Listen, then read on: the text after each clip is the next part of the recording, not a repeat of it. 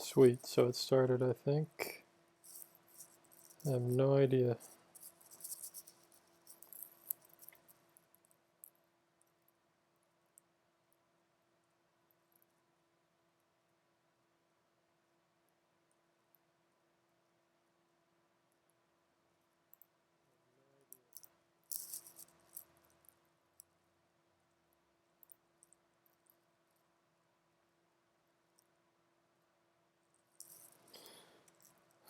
All right.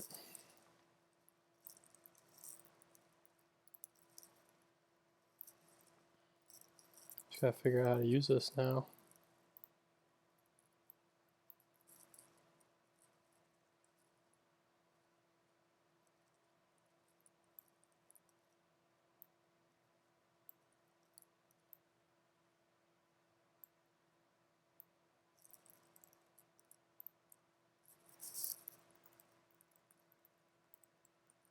What's going on, everybody?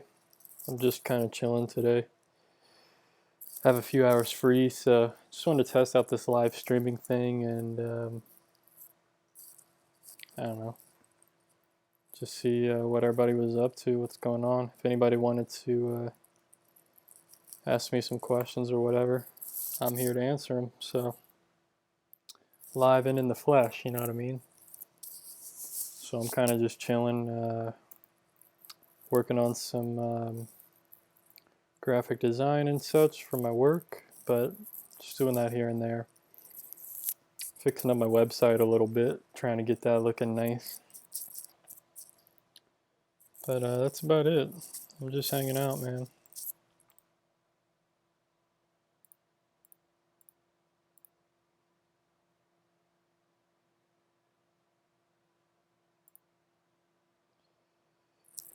Costa Rica.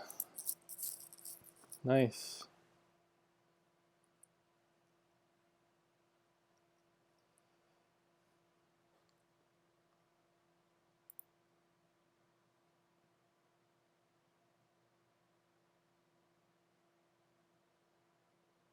Man, looks like we got people from everywhere.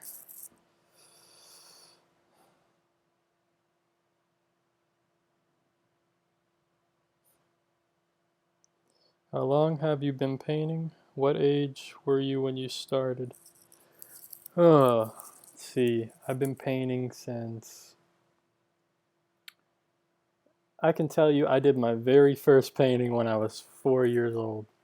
But that was just like a little finger painting. I started drawing when I was 5. And I didn't really seriously start painting till 2000... Probably just 2010. I took a color and composition painting class in a little college that I was going to, community college, and we got to explore, like, I did color pencils, and then I did acrylic and a watercolor painting, and I really loved watercolor, so I just started doing a little bit of watercolor learning and playing around with it, and I did that for probably almost 2 years, probably a year and a half or something, and I just couldn't um, I don't know. There was something about the watercolors that it didn't fulfill me. I couldn't get the bright colors that I wanted. There was just some things I couldn't do and I didn't understand. So I started with acrylics again. I had tried acrylics once before and I didn't really understand how to use those either. Um, but I jumped into acrylics and just started looking at a bunch of lessons online and just started going from there. And then I jumped into about a year ago, I jumped into oils. So I've just been, this year, I think in October, it'll be my 5th year of painting, 4th or 5th year. I think it's since 2011, 2010. So, but I started with acrylics, like seriously painting and stuff in late 2011. So hope that answered your question.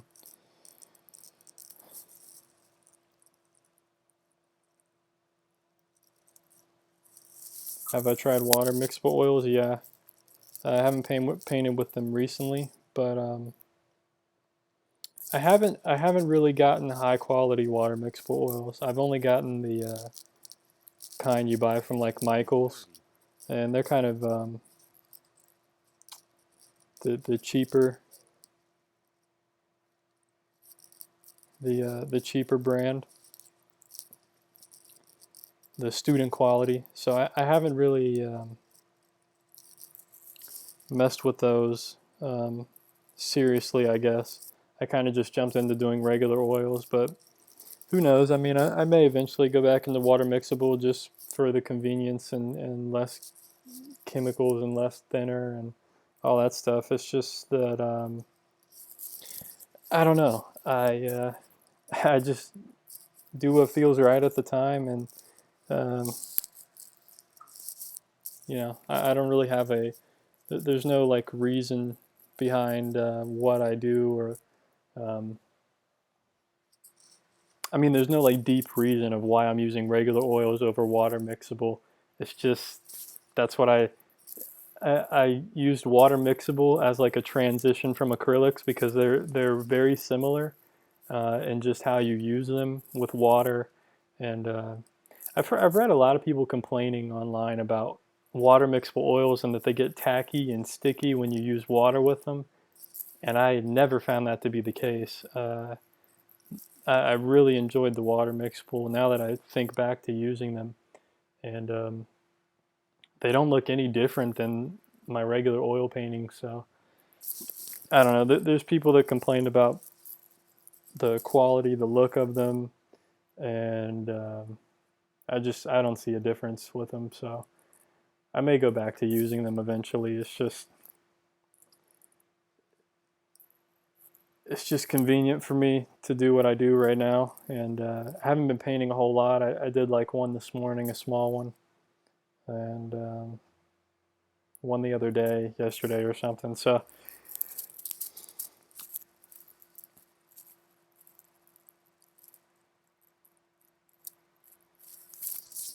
oh, sorry about that, folks. I'm not hearing myself on the stream, so I'm not sure how the mic's going.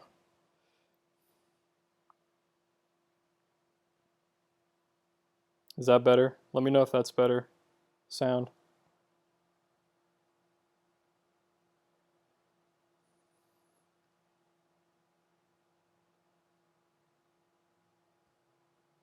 I think this was rubbing on my beard, so everybody just missed everything I said.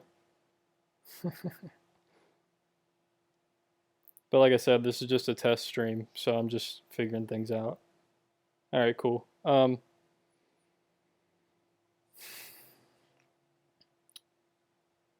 going on, Diane? It's nice to hear from you. See you in here. What subject do I have planned for the next painting? You know, I've been, I don't really know. I've been kind of in a weird, this whole last year has just been weird to me. Um, I thought, like, in the last week or two, that I thought that I wanted to start doing, like, some real misty and just foggy type of paintings. And just some weird, different stuff that I've ever done, and focus more on like the emotional aspect, like poetic kind of.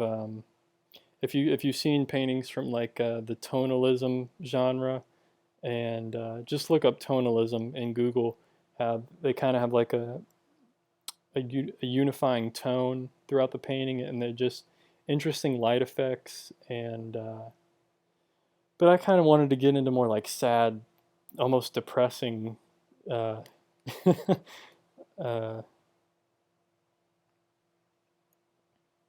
uh, scenes, I guess you could say. Just foggy, kind of in the forest, misty. Uh, the problem is I don't really have any photos from that, so I've kind of been like looking back through my photos and just seeing like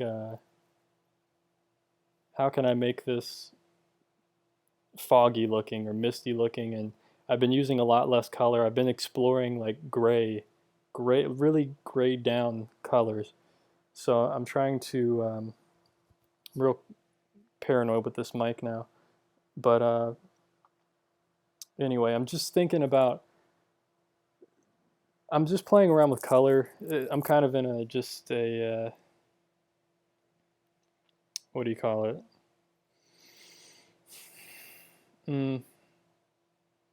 Experimenting. I'm just experimenting with color and mood and emotion, and just trying to do something different.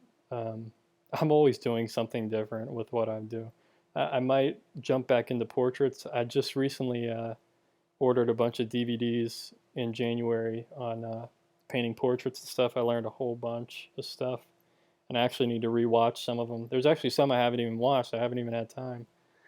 But so I'll probably check those out again, and just do some small portraits, like 9x12s, 8x10s, 6x8, just as like gestures, like not really painting for the likeness, but just trying to get a face, make it look like a face, make it look like a person, a portrait, just kind of get some practice in. So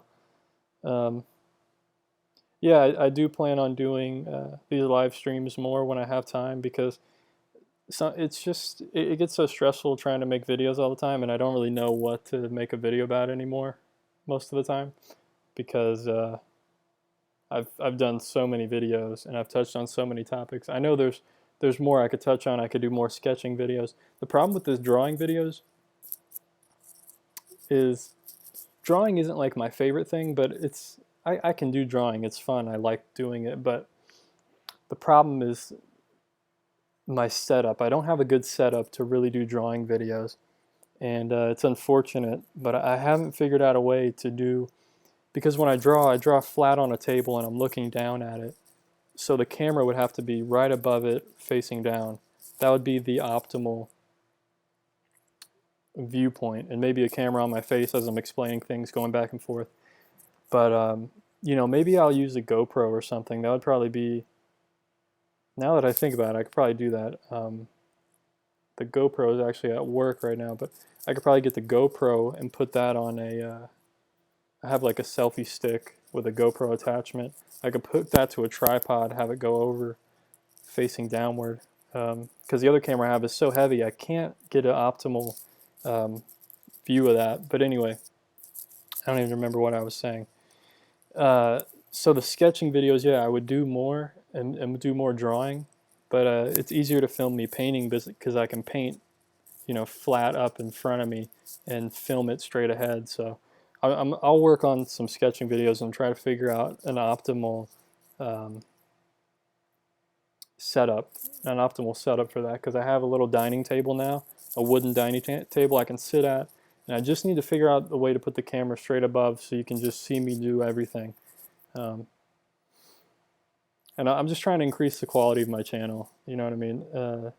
Hopefully you guys have seen that this year with some of my videos. I've kind of just, some of them are a little more scripted, but as I went on, I got more focused. I didn't have to be as scripted as much and read from something or just memorize something. But it's cool, you know. I'm just trying to do different types of things to just connect with everyone in the art world, whether they want this kind of video or a drawing video or a painting video or just some inspiration, you know, something to get you going in the morning and really motivate you. All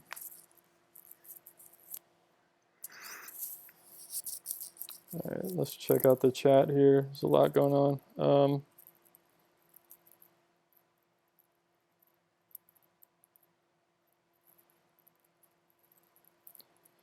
Transformation phase, yeah. Yeah, it's weird, like going back to the mood paintings and all that, like I was now I'm kind of like getting away from that. It's weird. I've been in such a weird mood. I can't explain what's going on.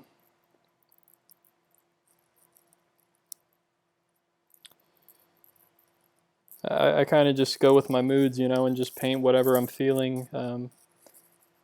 I've been kind of in a weird mood lately, so I'm just trying to paint something different, paint the sadness out of me, and paint the I'm not sad all the time. I'm fine right now, but everybody goes through different periods of feeling weird or feeling strange, and I usually listen to music all the time, and I know I'm in a weird mood when I don't know what I want to listen to, and it kind of really gets me down because I have all this music in front of me, all varied kind of music from acoustic to piano to rock, heavy, all the way to the heavy metal, and I'm looking through all of it, and none of it is appealing, and it's just kind of like, man, I don't even know what mood I'm in. I don't even, and it's been like that for a few weeks now. I've been playing a little bit of guitar. I was doing that probably 2 or 3 weeks ago. I was just playing guitar every day. I haven't even been painting. I've just been playing guitar, and I wanted to write a few songs and just get some emotions out and just do stuff like that. But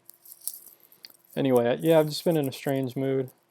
Um, are you going to do any painting live stream anytime soon? Yeah, why not? I mean, I'm testing the stream because I wanted to figure out how to use it, and now that I kind of know how, yeah, I'll do some live streams. I'm doing it from my laptop right now, and I could probably, I'd probably have to do it from my laptop, but that's no big deal. I can just set it on a stool and face it toward the the easel. So yeah, I'll definitely do that eventually. It's just finding the time to do it. I could probably do it right now. I don't know what to paint right now. I already painted something this morning, and I just don't know what to paint. I need to start exploring some more places and getting some more photos.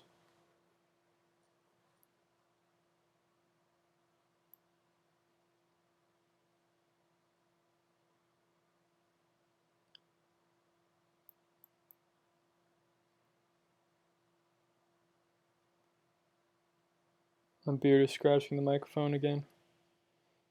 Stupid beard, man. I'm just trying to do something different too. I know I have like some bald patches here, but I'm just trying to grow it out. I've never grown it out this long, so I just want to keep it growing out. I think they'll cover up eventually, but just doing something different in my whole life, just exploring different things, different looks, different paintings. And do you work in watercolor? Not currently. Not currently. I don't do watercolor. Just because I have some watercolors. I tried them probably 5 months ago, and I just don't have the patience for it, honestly. Um, Sometimes I do have patience, and sometimes I just recently I don't have much patience for painting, and it's kind of annoying. I'm not sure why. Just been kind of stressed. I started working full time at my graphic design job, so today is kind of rare. Um, I'm working at home, so I don't really have much work to do, so I'm kind of just chilling out. Live stream beard shaving? Yeah, maybe one day. That would be pretty epic, actually. I need a haircut first. That's what I really need. Oh man, stuff is getting wild. But yeah, the beard actually doesn't annoy me. It's actually the mustache that annoys me because it's really long. Like I've never had it this long, and when I eat stuff, I hate looking stupid and having stuff in my mustache. So like after every bite, I'm always like wiping my face off. It's just, if anything, I'll probably end up having like the Amish look because I'll just trim off the mustache and just have a beard. And I used to do that too a few years ago, and everybody said I looked Amish back in Delaware because there were Amish in Delaware, so I kind of fit right in.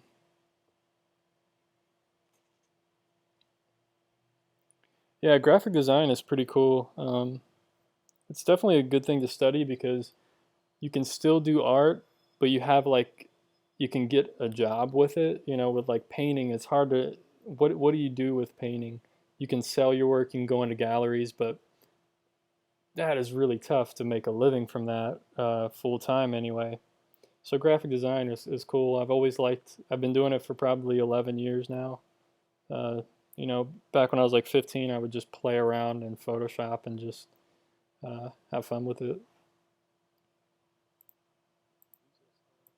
It's 1:45.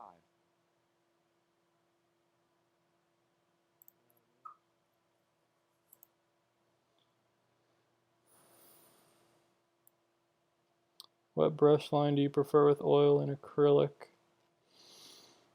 Brush line. What do you mean by that, Angela? If you don't mind me saying your name. Brush line, like sable or bristle brush or synthetic bristle, or if that's what you mean, I use acrylic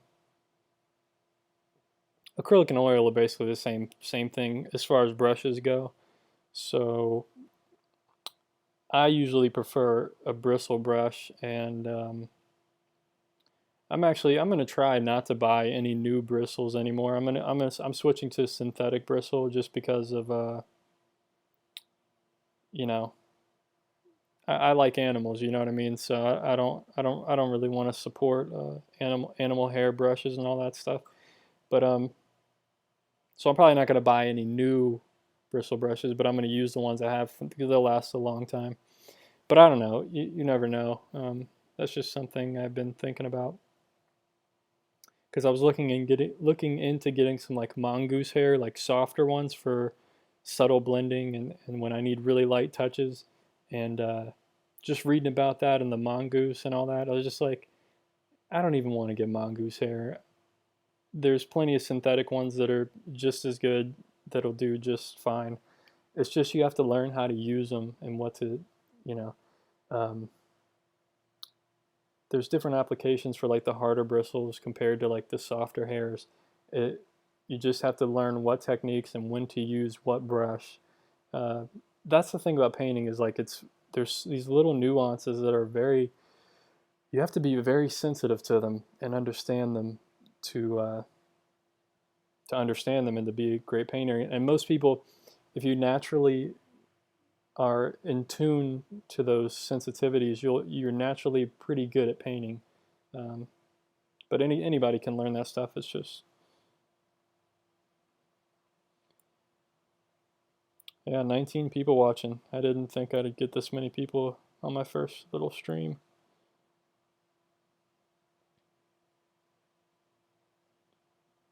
Do I ever run out of things to paint? Yeah, I do. I try to paint from life because there's always different stuff around, different objects and different areas you can always explore. And um, so, yeah, if I run out of things to paint, I usually default back to still lifes and I set up just the same old objects or fruit or something and just try to paint anything, you know. Types of brushes, brand. The brand, I don't really care about the brand, honestly. Um, I the brand, I usually just go to the store. Winsor and Newton's a good brand. I've used Simply Simmons or something before. Yeah, the brand, it doesn't really matter. I try not to get the little cheap ones where they're like $3 for like a 10 pack of brushes. Don't buy those. Just buy a single brush at a time. If it's 5 or 10 bucks, it's gonna be a good brush. So it'll last you a long time. It's definitely worth it to do that.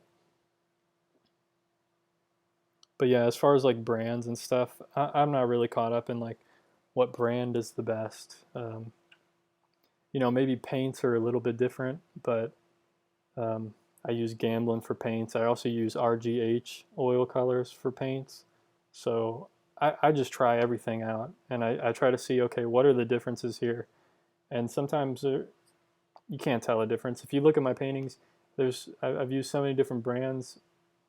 Sometimes you can't even tell the difference between an oil or an acrylic painting. I have a bunch of them hanging on the wall over there, and I can't, looking at them, I wouldn't be able to tell the difference if it's acrylic or oils or what brand did I use or even what colors did I use.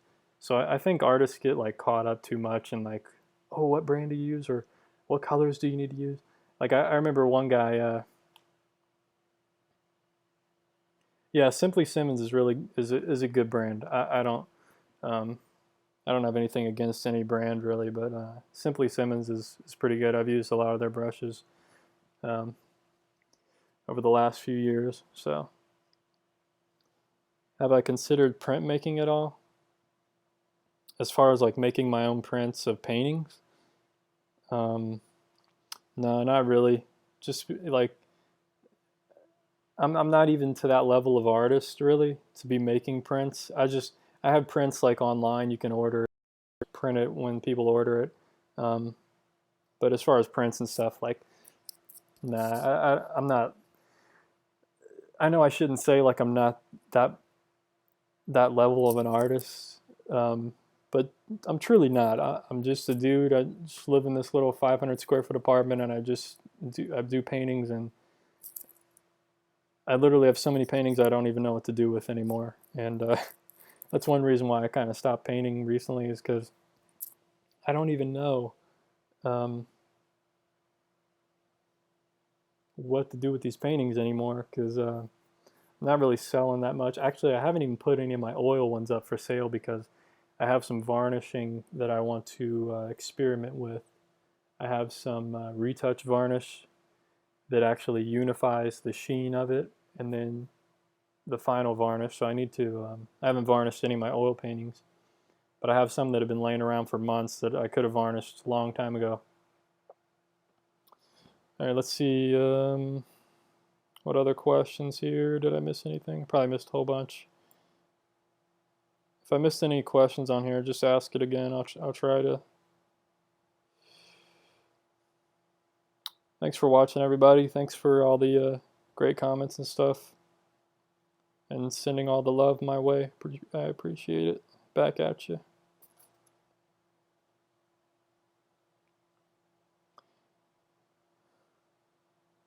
Ollie, I already have videos on 1 and 2 point perspective. I could do some more, but yeah, check out my painting series or drawing series. I already have some of those.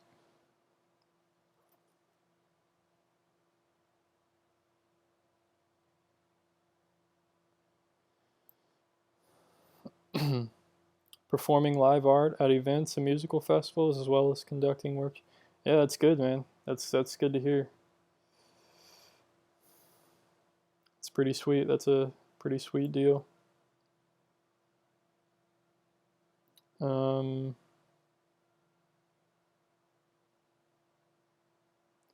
Printmaking. Let's see. Okay.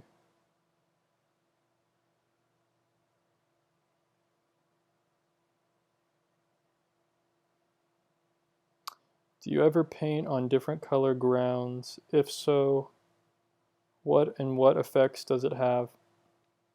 Yeah, I do actually. I just did a painting this morning. It was on I painted over an old acrylic painting, and it was just like a gray ground, a gray paint.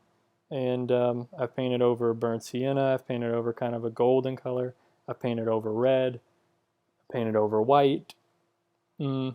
And I feel like toning the canvas is a lot easier to work with because you can judge the values a little better than if you're just painting on white. Um, if you let some of it show through, like if you don't cover everything on the canvas, it can unify the whole painting. So there's a lot of different effects you can get with it and achieve. And yeah, so definitely like tone the canvas first. Try that out, and it'll help you from getting like little white dots if you don't get good coverage all the time.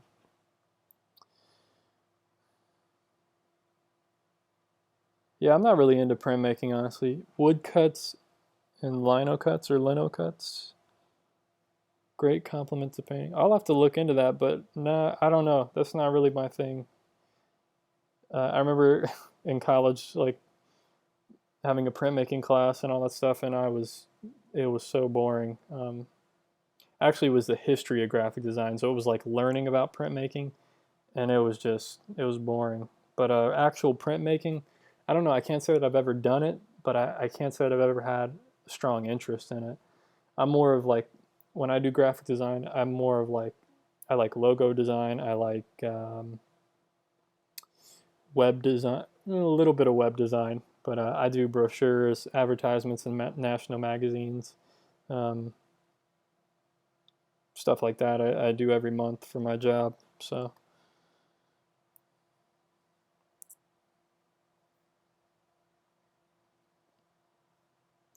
I could always give my paintings to you, learning through the insanity. Yeah, I could, but I'd still be broke. You know what I mean? uh,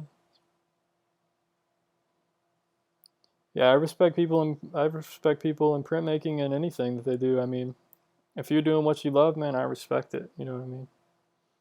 But printmaking, I don't have a strong interest in it. I can't say that I do. So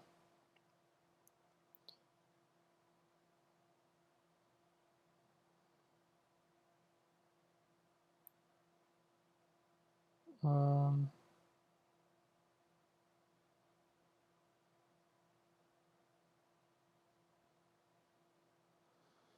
plein air instruction soon.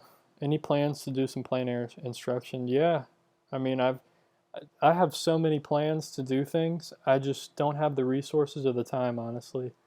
I would love to. I've been for wanting over a year. I want to go to some epic locations, do some plein air for like a day or two, and just film the whole thing. Just film the whole experience, whether it's a good experience or a bad experience, and just put it out there, because that's what art is about. It's about, see, I want to be real with my videos and with my art and with my stuff. I don't want to be one of these guys that shows a good outcome every time, because it's not a good outcome every time. But anyway, plein air instruction, I would love to. I just need to get out and do more. Maybe this summer I can. Um, who knows? It's just, it's crazy.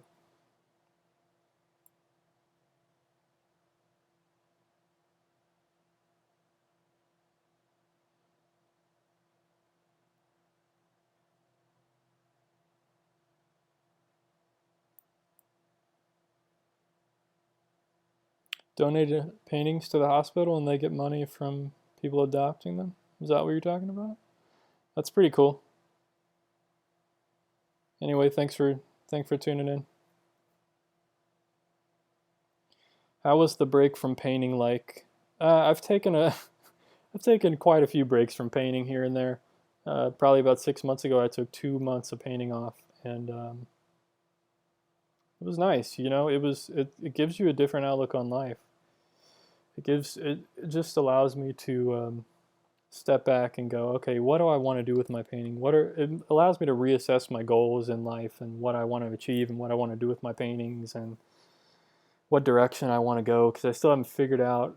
I don't know that I'll ever figure out what direction I want to go, and that's why it's just a daily experience of, okay, maybe I'm going to paint foggy things, maybe I'm going to paint depressing, sad looking, emotional scenes. Okay, maybe I'm just going to paint from life and just paint a cup or a bowl with some fruit. It just depends. Um, but anyway, have I ever tried Liquin? No, I haven't, but I think I will soon. I've been wanting to, actually. I just keep forgetting to buy it. But I was actually thinking about it this morning, because the problem is I don't think that I actually need it, because my paintings already dry so quickly. They already dry um, like the next day. Painting I did last night or 2 days ago is already dry pretty much. So maybe in like some thicker areas, like with white or some kind of a thicker application, it's probably still a little wet, but for the most part, it's touch dry. So I don't really have a need for Liquin. But yeah, I may experiment with it. I'm down for trying anything basically.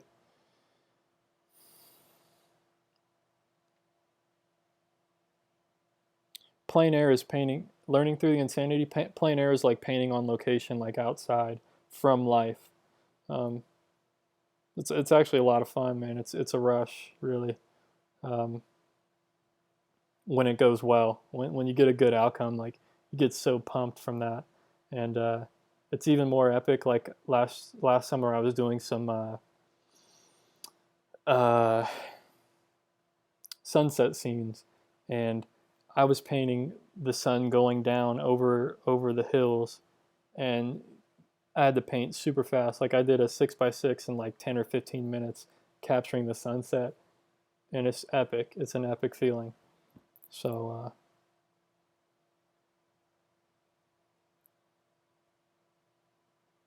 It's 2 o'clock.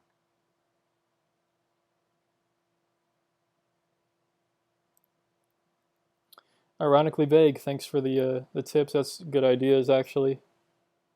Also the auction on Twitter. That's interesting. I don't really like Twitter honestly. I know it's good for like business, but I don't know. I haven't gotten into Twitter. There's so many things there's so many social networks. Keeping up with Facebook, Instagram, Twitter, a full-time job, um, my website. I mean, I don't have time for all that. And YouTube, and then doing my own painting and playing guitar, doing all the other stuff that I want to do. I mean, my life is nuts, man, keeping up with all that. And then trying to eat and drink healthy all the time. You know, making smoothies every day, making juices every day or every other day. I mean, it is nuts trying to do everything. And I like getting exercise, going for bike rides, doing stuff, doing yoga, and I can't do all this every day. You know what I mean? It's tough, but I try to maintain a balance of what I can, and it's nuts, man. Yeah, giving away a painting, you know, I might do that. I might give some away. It's just figuring out the shipping is another pain. That's why I kind of paint small most of the time, because it's it's hard trying to figure out how to ship a large. I mean, I've shipped large paintings before, but it's just trying to figure out getting the boxes for it and how to pack it, make sure that the post office or UPS doesn't lose the damn thing or step on the damn thing, ruin it. So it stresses me out shipping paintings like that and stuff. I'm trying to keep up with the comments here, folks. No, I've never tried chalk drawing. I've tried oil pastels and stuff, but never tried chalk painting. Later, folks. To everybody that's got to go. Welcome everyone that just is joining in, tuning in.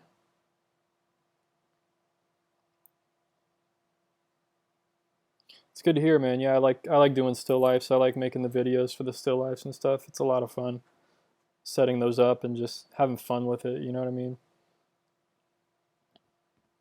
So I'm glad you're enjoying those. JR. I'm not sure how to say your name, so I'll just say JR.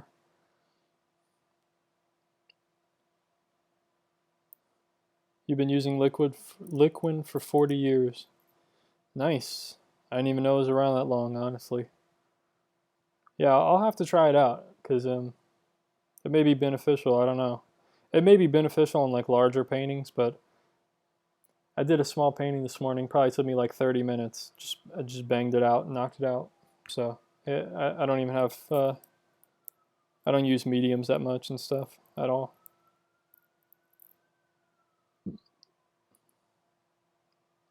Yeah, I would love to do like a painting with a model, like a portrait and stuff.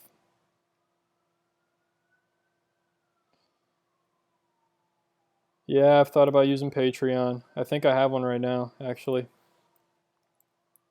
That's just one more thing I gotta keep up with, you know. Just don't have time to do it. I think I have one still. I gotta see if I can log on. Yeah, forget it. I know I have one.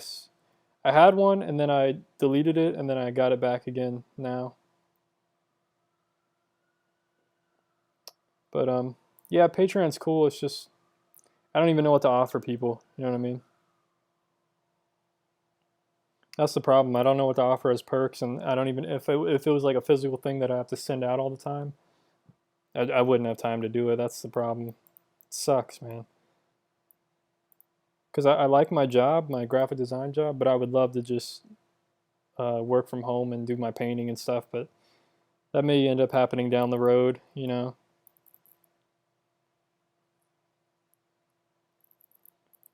Yeah, I mean, what would you guys like as perks for like Patreon if I did that? I mean, That's the problem. I've never figured it out. So I've thought about it for over a year, and I've tried different things, and I never got like a I don't think I've ever really announced it, on YouTube or anything, but I've never gotten like a huge following on it. So, what type of art do you follow?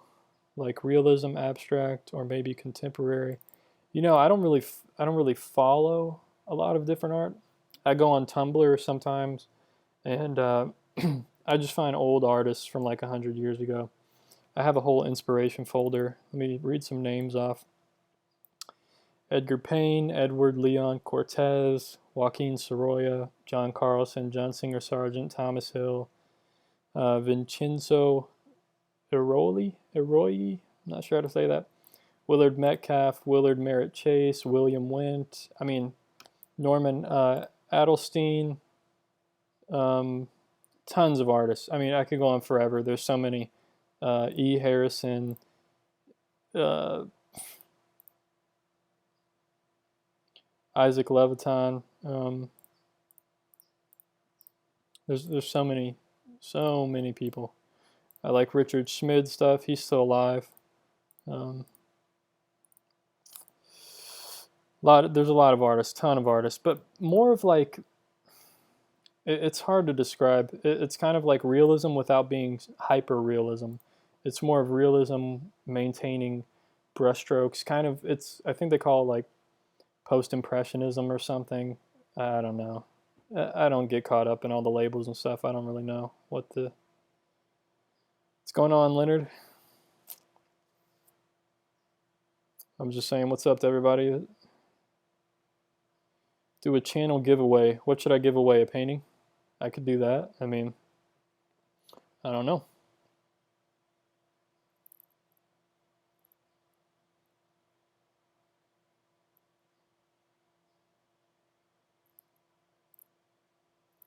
Sorry, I'm really behind on these comments. I'm trying to catch up, folks.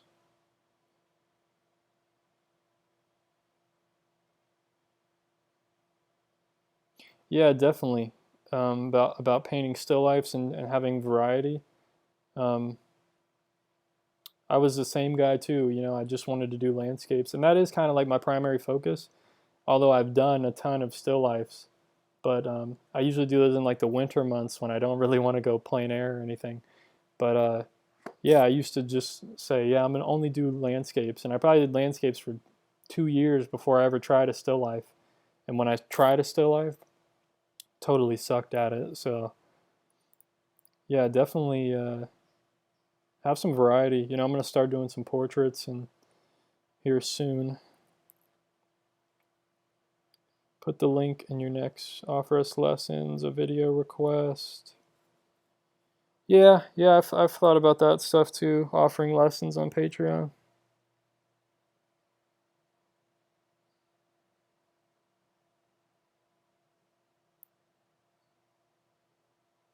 How can I paint sober with such creativity when I'm under booze?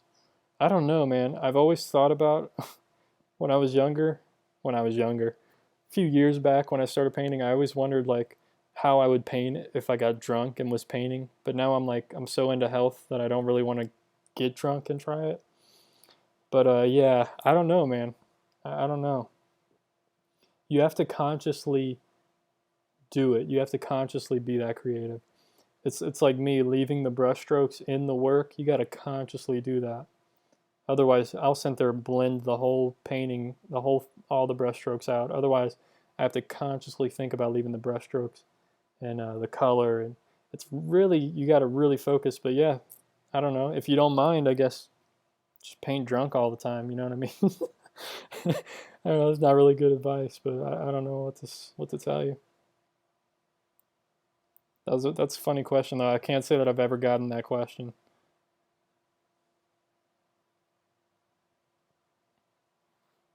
Yeah, getting too much paint out and creating stay wet palette. Yeah, that's epic.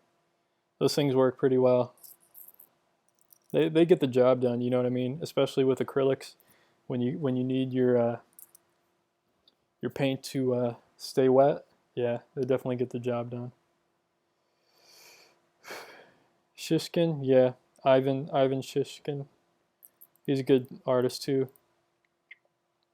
kind of similar to like Thomas Hill in the way that they render. I think kind of not a lot of brushstrokes, more realistic renderings, which I'm not really into that, but I enjoy looking at it sometimes and getting ideas from their landscapes and things.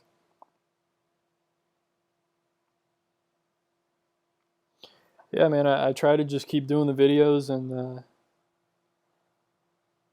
just keep making them. I mean, I probably made some of the same videos like 3 or 4 times, but I always try to just say different things in them, show them a different way, and I just do what I can. I mean, some people complain that I don't do this or I don't do that, but whatever, dude. You know, there's so many other channels out there. Go see if anybody else is touching on this stuff that I'm touching on.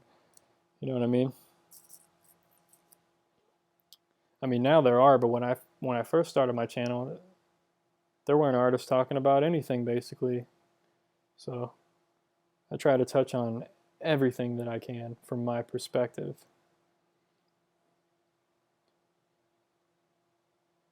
You know, even when I was painting, I would have a what's up, little buddy? I would have a like that awkward stage when you first start painting and everything looks bad and you don't know how you're gonna make it into a good painting. And now I don't even have that stage anymore because I've gotten to a level to where I already know what it's gonna look like in the end, basically, or I know what I'm trying to make it look like, and I know that when I'm not done with the painting, I know it's not gonna look right. There's sometimes where I struggle, where I think I'm getting really close to being done, but I don't know what's wrong with it and I can't fix it, and I have to take a break and go back to it later. But you know, I used to talk about the awkward stage and pushing through it and adding the highlights and everything, bringing it all together. And there was no artist talking about it. They wouldn't ever say how that painting is a struggle. They would just go, "Oh yeah, you just blend this and paint this," and you know, and the beginners following it had no idea what they were doing, or um, you know, the beginner is sitting there. Myself, I'm sitting there struggling, and this guy's like, "Oh yeah, you just throw it on and do this and do this." He's not talking about the inner struggle he's having. He's not talking about all the failures he went through, all the struggling he went through to get to where he is now. And that's what I'm trying to bring, the realness about art. And the realness is that not every painting is going to be a masterpiece, and it's going to take a long time. It can take a long time to get some good art going, you know what I mean? So, anyway, little rant there. Oh, my dad's calling, so hold on, folks. Hello. Nothing much, just chilling. What's going on? Uh, no, I'm working from home this week, or at least, no, he got back like Saturday from Alaska, so it was like a day trip. So, well, yeah, he flew in like Thursday night, got there like 2 in the morning, drove, you know, in the morning, drove 3 hours to the edge of Alaska, and and then drove back, flew home that night, Friday night, got home Friday morning at 8 or Saturday morning at 8 o'clock. It's crazy, man. Yeah, I think at the end of the week the trip changed. Now we're not going to New Mexico. We're going to Seattle and Oregon. So I'm going to be driving to Seattle. I don't know. It was a big change. Yeah. Well, I'm actually happy with the change because driving to New Mexico would have been crazy for 2 or 3 days. Yeah, Seattle's only like 13 hours from here, so and we only have to drive to like Oregon, and then we're just there for the day, and then the next day we drive up to Seattle, so it's a lot easier. So,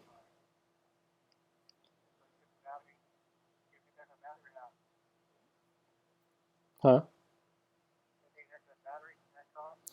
No, not yet. I don't know. I'm not really that worried about it. So, yeah. So I mean, I spent like $130 on the battery, so I was, whatever. Yeah, I don't know.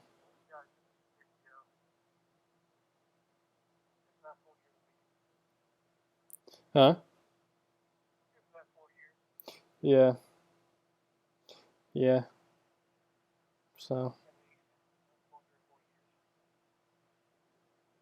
It's 2:15. no, not really. Just just yeah, working and chilling. Just trying to relax and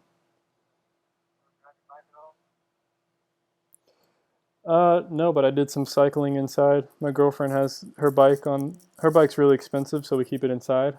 And she has like this trainer. She has this. It's on this trainer thing, so I just ride on that sometimes for like 10 or 20 minutes. So yeah. Oh, it's nice now. It's probably like 80 degrees or something, or not 80, but it's hot. 70 something. Let me see. Actually, I got it right here. 73. Yeah, it's cool in the morning, like 50 or something. So so.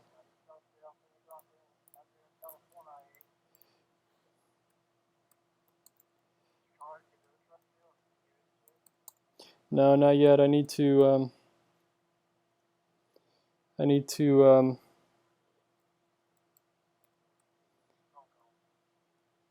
Hmm. Yeah, I need to make some phone calls. Figure out where to donate that car to. Got to look up some stuff and figure it out. It's on my list of things. Huh? No, haven't done my taxes yet. Still waiting on. I think I'm still waiting on the paperwork, but yeah, that's on my list. That's on my list too.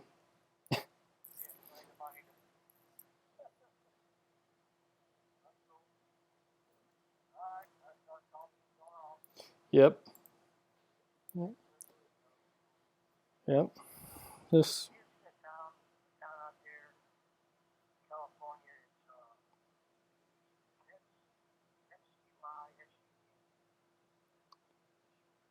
yeah, I think it's like Suisun or something. Suisu.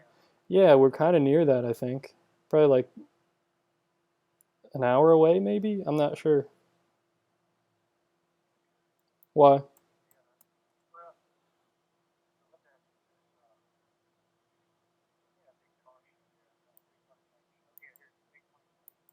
Oh, really?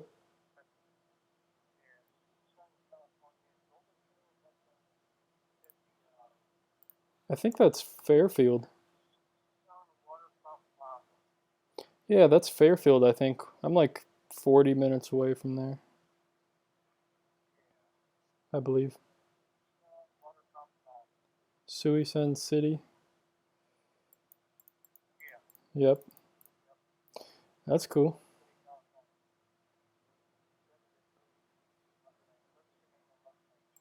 Hmm, that's cool. Yeah, I don't know.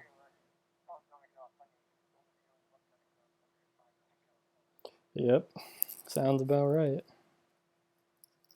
Golden Hill. All right, we'll do. I'm doing all right, so I'm hanging in there.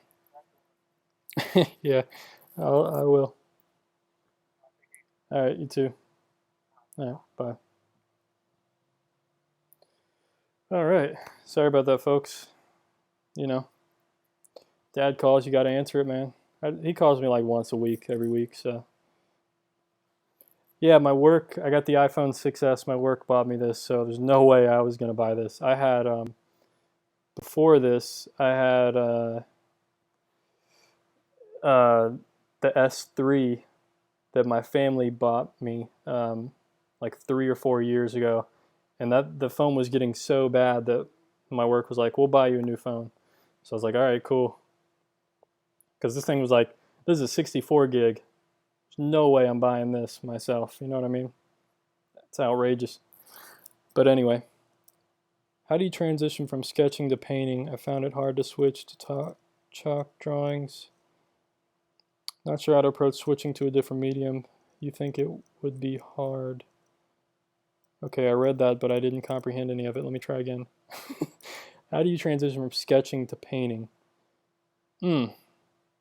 Yeah, that's tough. See, that's exactly what I went through, because my whole life I drew. My whole life from 5 until I was about 19 or 20, and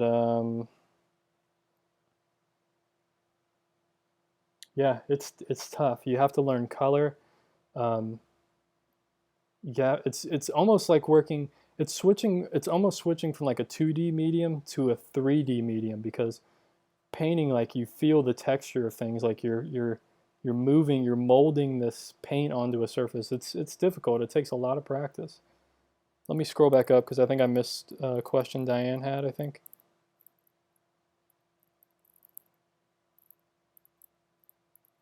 Yeah, this should post to my channel when I'm finished. I'm not sure how that works. Hopefully it will. Otherwise,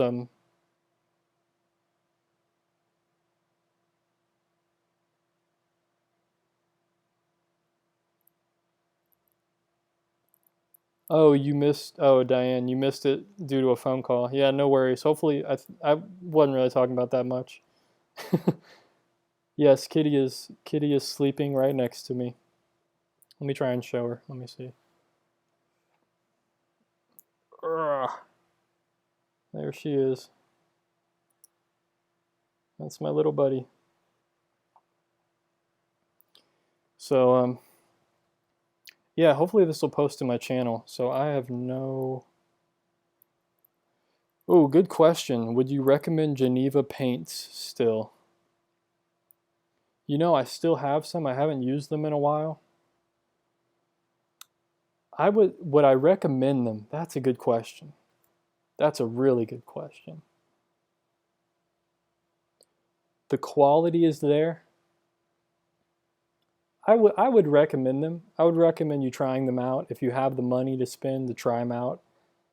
Um, but for me personally, they're a little too liquidy. I like having control. That's my problem. Is like I'm kind of a control freak.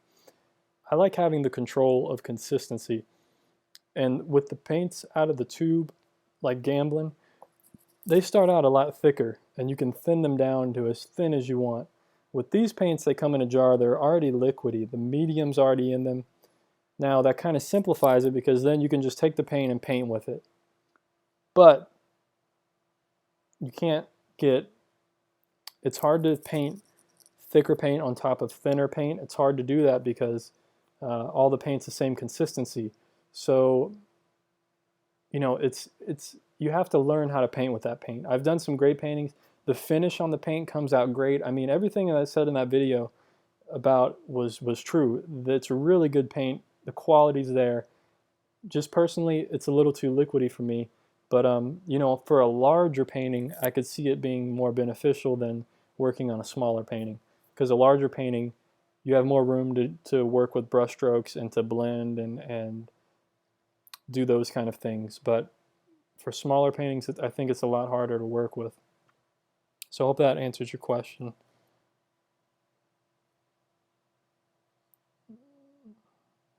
Oh, good one. What are your thoughts on abstract art? Because a lot of people are really skeptical about the thought process behind the painting.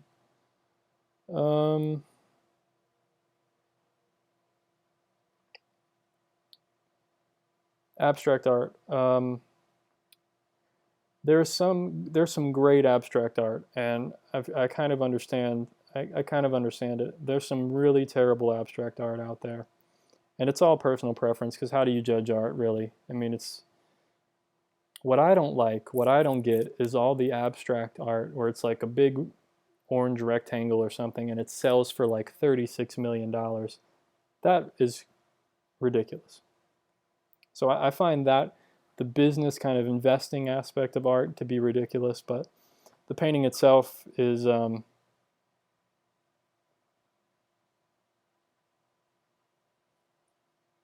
yeah. Yeah, stationary bike. Yeah, I don't really like riding a stationary bike that much. I like my bike is outside. I can go outside and just ride around, but sometimes I don't really I don't know. Just lately it's easier to just hop on the bike and just get some pedaling in for a few minutes. Okay, let me jump back to some later questions here. So many questions, I can't get them all, guys.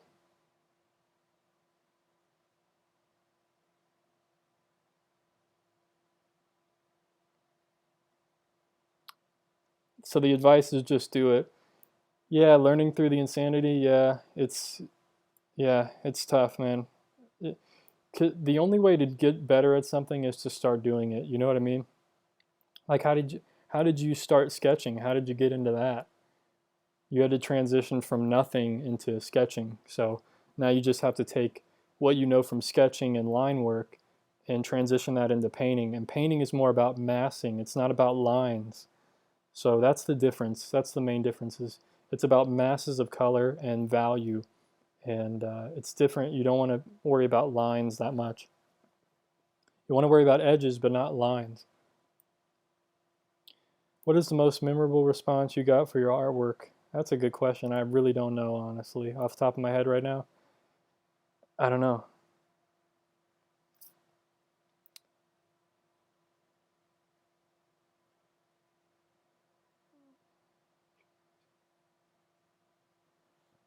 I have a question. I'm kind of a beginner at drawing and sketching. I seem to have a problem with proportions. What do you recommend on improving and learning proportions?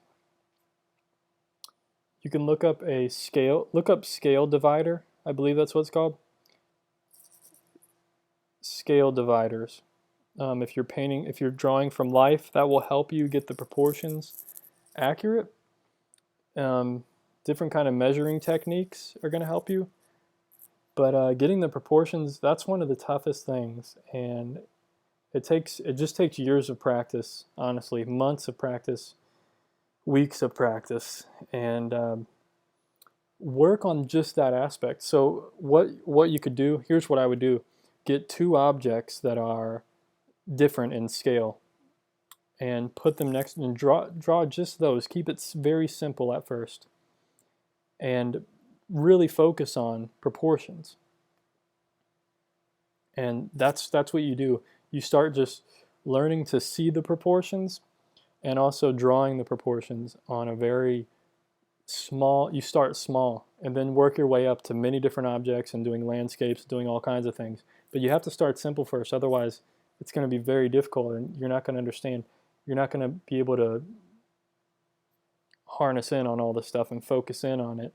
Um, so yeah, start simple, start basic, and when you're drawing, don't commit yourself to any line. Start off with just measure the tallest height and the bottom, and then measure the sides. Get all your proportions like the just use little marks. Like this is the height of one bottle, and this is the width of it. This is the width of that, and the height of that compared to this.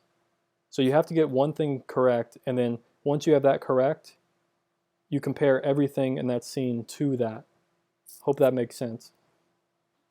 Okay, let me jump through these questions. I didn't think I'd get this many questions, but there's a lot of them. Relations. I've been having a hard time with acrylic. What should the consistency be, and should I use water or a medium? You know, it's personal preference, but with acrylics, I would, yeah, it's always hard to tell people how to do it, but when you first start the painting, you can use it a little watered down, almost like watercolor, but it can even drip if you want. It doesn't have to be that watery. Just damp your brush, tap it off a little bit, keep a damp brush, and go into the paint. So you kind of have this nice consistency going. Not too watery, but not super thick paint.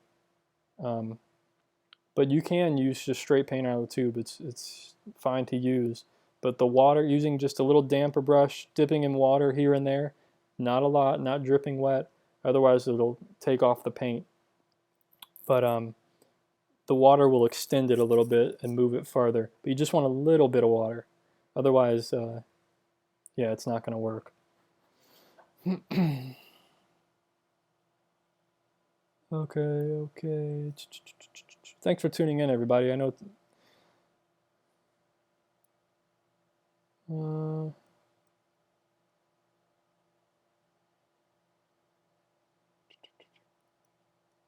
Wow. A lot of stuff here. Okay, practice as much It's as you can. 2:30. What is the best and worst choice you made with your art, career-wise or actual painting? Sometimes I become frozen with an indecision or for fear of making the wrong choice. So frustrating. Yeah, you know what? Best and worst choice I made. You know, I recently did a video. I don't know if you checked it out, but it's called "The Top 5 Mistakes I Made Since I Started Painting." That's like probably those are probably some good ones, but you know, I'm not sure what the worst and the best choice.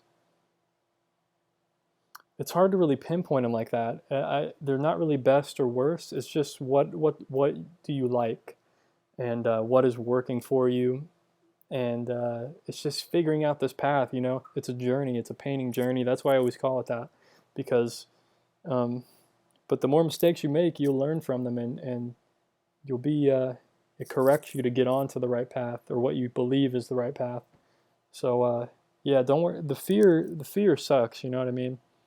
Um, but I always got to tell myself to not let the fear stop me, and I always let fear of making certain videos stop me because like I'm always thinking, what are people going to think about this? What are they going to say? Are they going to judge me? And I've learned to just not care and be like, who cares? I mean, maybe I won't even read the comments. I don't even care. I don't want to hear what they have to say. I don't care. I don't want them to judge me, you know. So, yeah, the fear, you got to just push that away and not worry about it. And just, if you make a mistake, just say, you know what, I made a mistake, but let me analyze why is that a mistake and what would have been better? What could I have done better? And then, boom, just jump back onto where you should be, you know. So,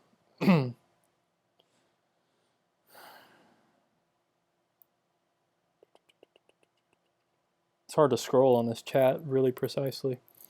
Thanks for doing this. Thanks for posting such one. All right, JR, take it easy.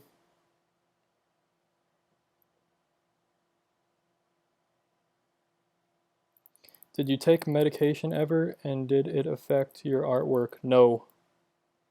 No, no, no, no, no. No medication. I'm very health conscious, and no, I'm not on any type of medication, not on any type of drugs. In the past, when I was like 21 and 22, I drank here and there, but I don't do that anymore.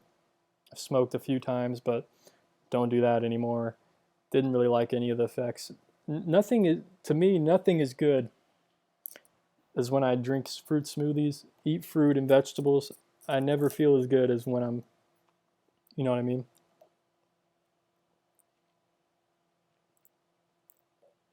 And just get an idea, just to get an idea, I already have one of these today. Boom, that's one smoothie, both of these. So yeah, no medication, never affected my artwork.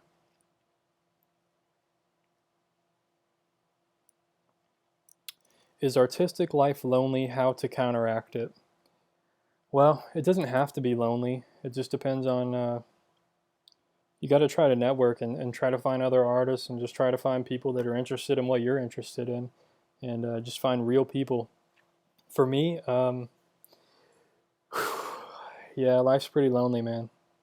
For me, I pretty much only know my girlfriend and the four other people that I work with who are all 50 plus in age. So I'm really, it drives me nuts sometimes. But yeah, I'm not very good with the whole networking thing and finding people to hang out with and stuff. Especially, you would think that I live near UC Davis in California. 30,000, 40,000 students, all my age, and I haven't really found anyone to hang out with. So, not that I've actively have tried looking, but I've tried like trying to find painting groups online around here and stuff, and it's all just it's older folks, which is I it's just not a problem for me because I'm an old soul. I can hang out with anybody. I can connect with anyone. I talk to a lot of older folks and stuff, and it's fine. But you know, sometimes you just want someone that's your age that you can connect with. You know what I mean? But yeah, it's pretty lonely, and it's just getting out there and just painting and doing what you can.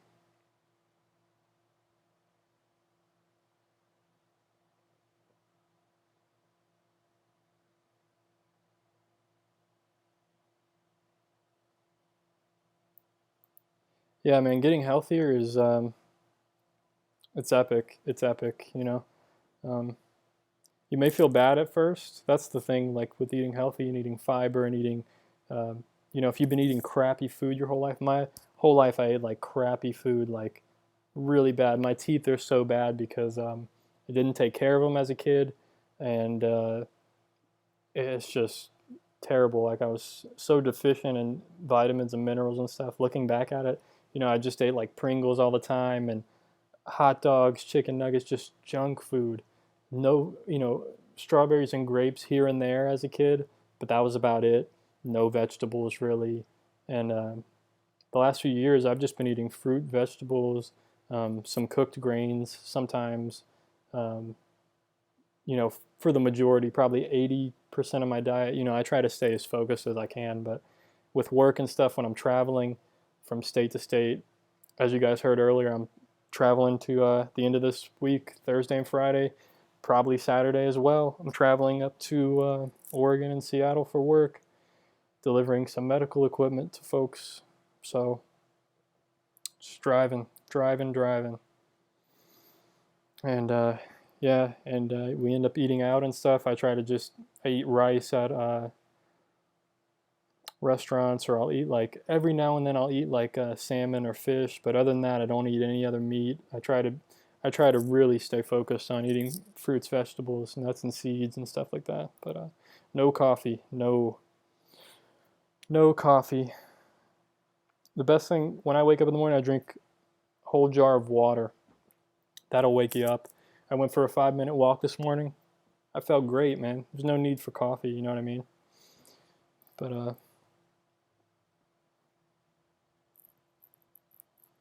wow, crashed. What a No, I didn't meet an insult with older folks there, Diane. No, no, it's all good. You know, it's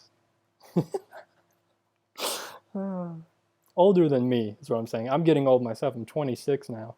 You know, I still feel like I'm 18. You know what I mean? It's like, man. But oh, that's a good question. What is your dream project? I don't know right now. You know, I want to do some larger paintings. I don't have room for it, man. It really sucks. We almost moved straight across from us. There's larger apartments that have a one-bedroom apartment. Because right now we're in a studio with a loft, and there's no other room. So it's all open, it's all connected, and it sucks. But we couldn't afford it this year, so maybe next year I'll be able to afford it. We can move into a one-bedroom apartment, and then I can make videos any day of the week that I want at any time because I can go into the room and make a video. Right now I have my girlfriend here. I don't like talking to a camera or anything when other people are here. It's hard for me to focus, and she's got music playing and all kinds of stuff playing, so I can't really make a video. But when we get a one-bedroom apartment eventually, uh, boom, I'll be making more videos. I'll be painting more. You know, I'll just have my own space to do stuff. Because right now, my apartment is such a mess right now. It drives me nuts.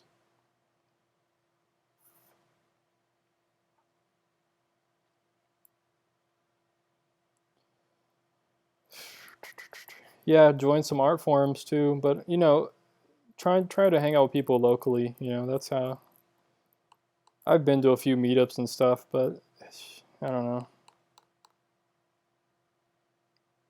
I'm just I'm a loner, but I sometimes it drives me crazy to be alone. It's really weird. Like sometimes I really crave attention from like having a friend or something, but then when I have a friend or like have someone to hang out with, I never want to hang out with them. So it's like I've just stopped trying. You know, it's weird. I'm a weird dude. You know. Hey, I'm glad it's one of your favorite channels. That's epic. That's awesome. I do my best with these videos. You know. I end up wasting. Oh, here we go. I end up wasting a lot of time trying to figure out how to do certain things. I mean, any suggestions? That's tough. Um, Waste a lot of time. Well, do research. You know, what are you trying to do? Google it and see what other people do. See what other people are doing. How are they doing it? And that's the best way to minimize your time on stuff. Because if you're trying to figure out everything, if you're trying to reinvent the wheel when the wheel's already has already been invented, you're just wasting your time. You know what I mean? So, um, like same thing with painting. I just ordered DVDs and watched stuff online from top painters, Richard Schmid DVDs, Scott Christensen DVDs, uh, Morgan Weisling, whatever, um, Jeffrey Watts. You know, all these people, and I see what they do. How do they paint? And then I go and paint like them. I don't waste my time trying to figure it out. You know, but I hope that helped in some way. That's a tough thing to answer.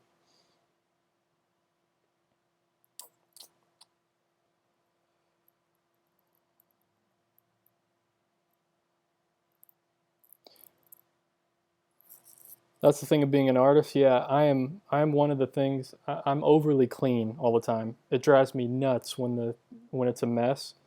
When there's dishes piled up in the sink, it drives me nuts. I cannot have that.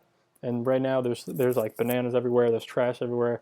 I mean, the whole thing's a mess right now, and it's hard for me to create, and it stresses me out when there's stuff everywhere. So I gotta clean up, organize. And my girlfriend is the total opposite.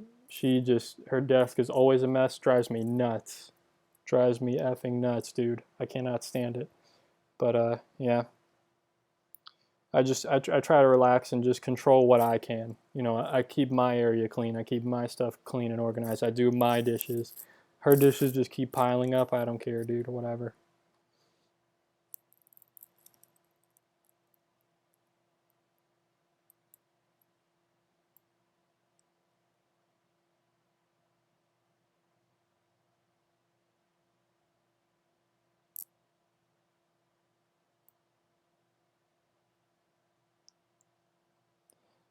Yeah, Wet Canvas is a good site. I'm not really signed up to that, but when I Google stuff, they have good answers on there and stuff.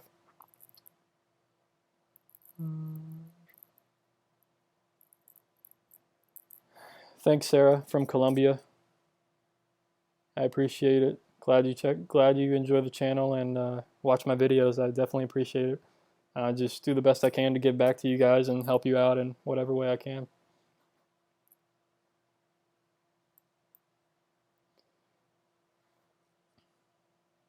Wow, yeah, wow. Learning insanity. You have a master's in physics. You love math, programming, and writing. Wow, that's pretty epic. People around here like cows. Yeah, I know how that is. I joined my local art guild, but they catered to the wealthy yacht club folks that poured lots of money into the organization. Hard to find a group that doesn't play favorites. Yeah, that's the thing with art, man. It's it's on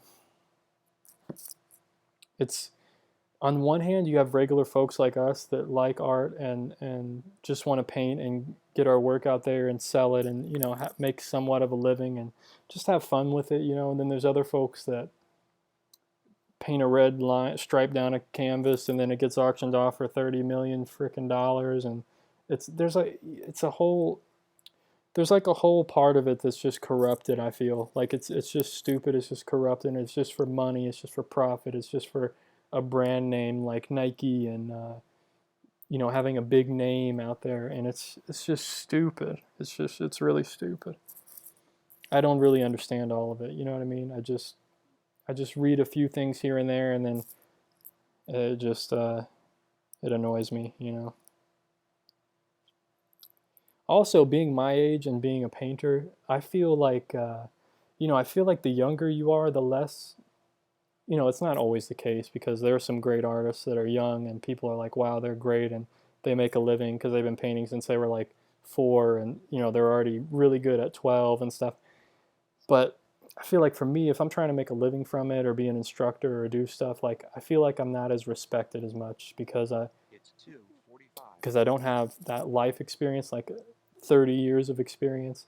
And I know I'm not like a master at anything. I'm not a master painter to be able to do a lot of instructions and things like that. And I don't try to do that. I just share my experiences. But I feel like me being a little bit younger is like I'm not as respected as much. But I don't know. Maybe that's just BS on my part. But um, let's see.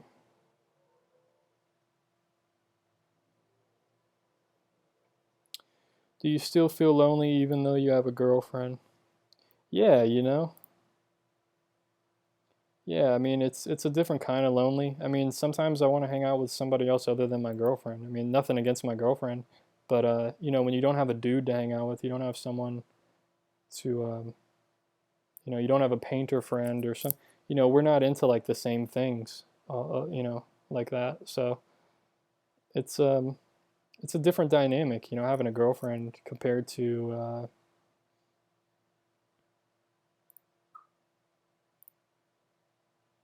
having like a dude friend, you know, a homie that you hang out with, you know what I mean? So yeah, it's totally different. You can still feel lonely. It's just a different kind of lonely. Yeah, I'm not like technically I'm not alone. I have a cat sleeping right next to me. I'm not like alone. It's just that sometimes you want to vent. Sometimes I want to vent about my girlfriend. Who do I vent to? You know, my boss is her dad. So I can't really vent to him. You know what I mean? I can't vent to my boss that I travel with and hang out with and um, work with all the time. So who do I vent to? Where do I go? What do I do? You know, so you know, it's life. That's how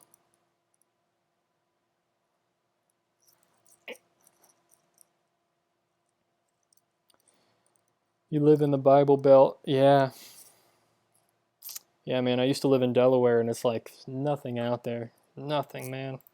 So I moved to California because I found a job and a girlfriend and everything. It all just worked out, and it's pretty epic here on the West Coast. You know, a lot of painting, a lot of money out here, man. There's people with money like crazy, driving around in Teslas and Range Rovers and BMWs and all kinds of crazy crap. Okay, let's see all these comments. What? Mm, excuse me. Okay.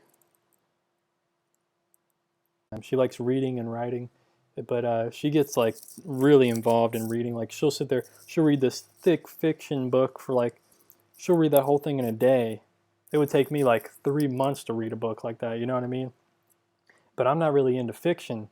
I like reading more of like, I read to get info. I gotta learn stuff. I gotta know stuff. You know. And with her, she's into fiction. She's into writing. So she's creative in a different way. You know. So I'm trying to get her to start a blog and just start, you know, start getting herself out there because she doesn't do that much. She doesn't. Yeah. Anyway, I think she has a lot of potential. She's just not working it. You know what I mean? And with me, I'm constantly working. I'm constantly on the YouTube. I'm constantly painting. Or playing guitar or doing something that I like. I'm constantly doing stuff. When I get home from work all day from graphic design, when I do go into work, and by the way, I travel like an hour to drive to work and back. An hour there, an hour home. I stay there for like 6 or 7 hours. I get home, I get on the computer, I start Facebooking, I start doing the YouTube. You know, I work at this stuff, man. It's tough, you know.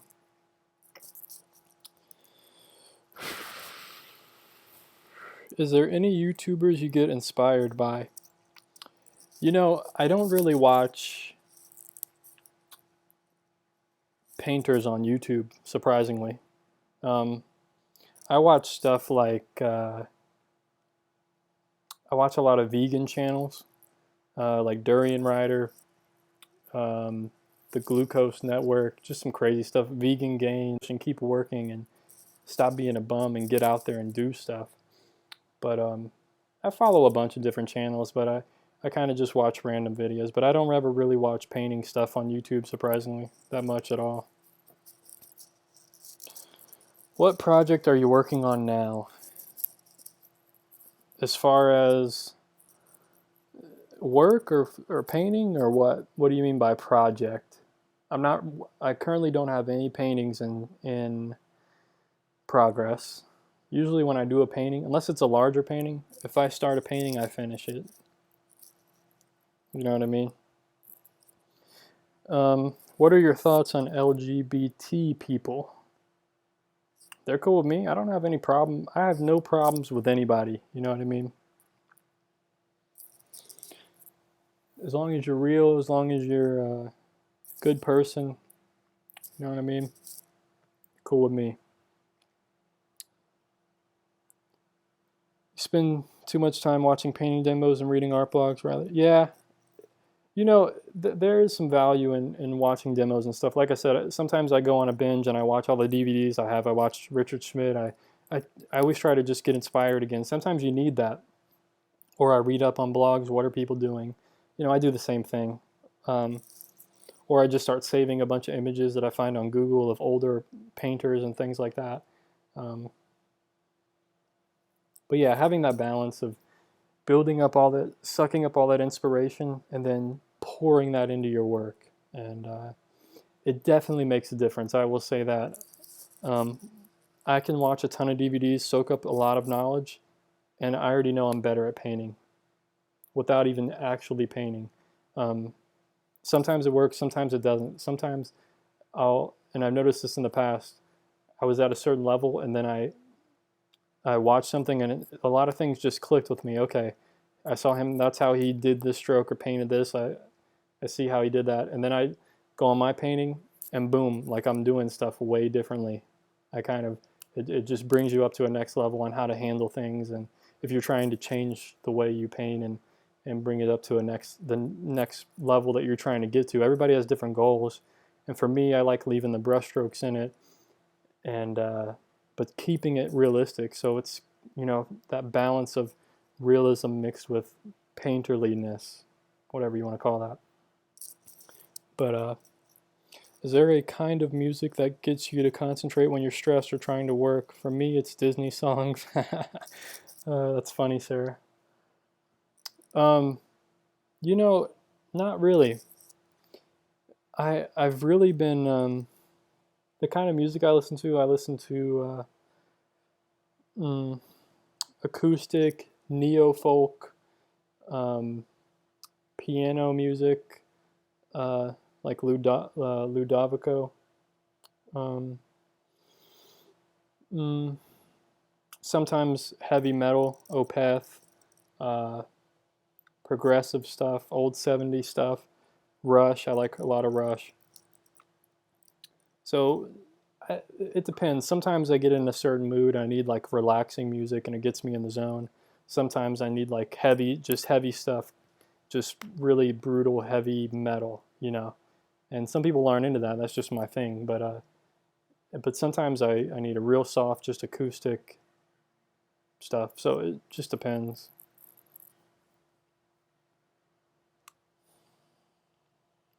Yeah, Jeff Watts. That is a channel that I follow. Yeah, I like his stuff. I haven't really watched any videos recently, but yeah, Jeff Watts. He's a great artist. I really like his stuff. I just got some of his DVDs on portraits and gestures and stuff. So I really want to get into that.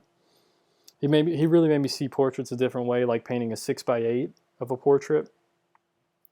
You know, what I mean, a smaller portrait. That's pretty cool. I never thought about doing that. So I really see that's beneficial.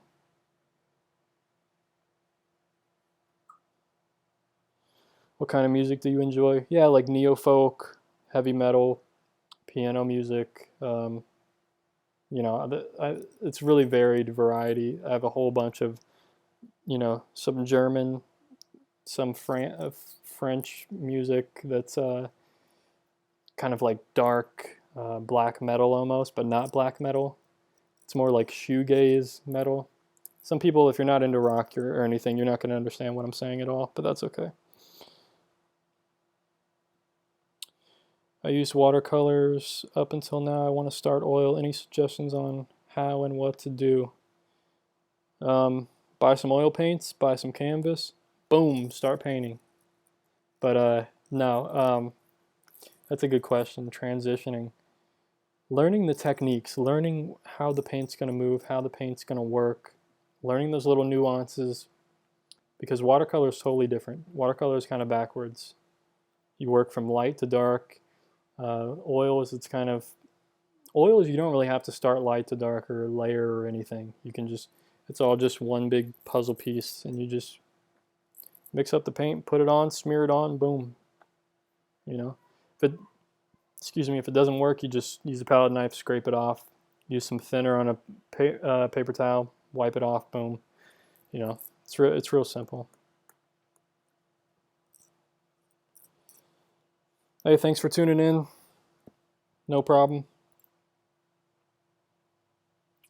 No Ramstein or Ramstein. I'm not sure how to pronounce that, but the one German band that I listen to is I don't really know how to pronounce it, but I think it's Dornenreich.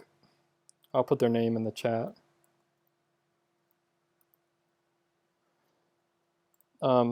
Yeah, so that's the German music I've been listening to lately. Really cool band. He does like whispering vocals with like it's like neo folk acoustic, but then sometimes they do heavy guitars, like heavy metal too. So it's kind of interesting. Oh, how do you feel about watercolor? Um, it's tough. Watercolor's tough. I actually I started painting in watercolor, so um, you can do good things in watercolor. It's tough. Honestly, it takes a lot of practice, a lot of time, a lot of effort. Maybe it's difficult for me. I don't have the patience anymore for it. So I guess that's how I feel about it. Yeah, check them out. I mean, it depends on what kind of music you're into, but just Google them and check out the Bandcamp site that they have. But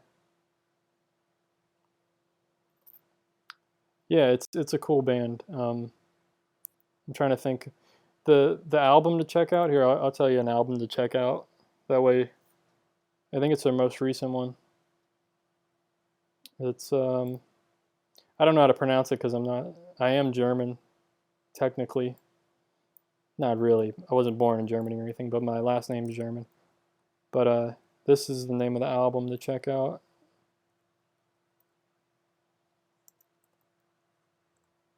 If you're interested. I got some pretty cool songs. It's like a whole journey into it, but anyway. How long have you been doing art? Good question.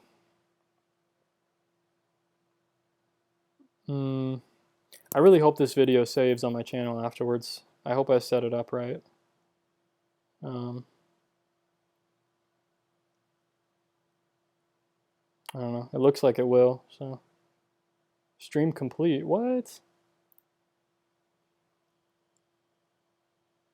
Stream is continuing. Okay, I must have lost connection.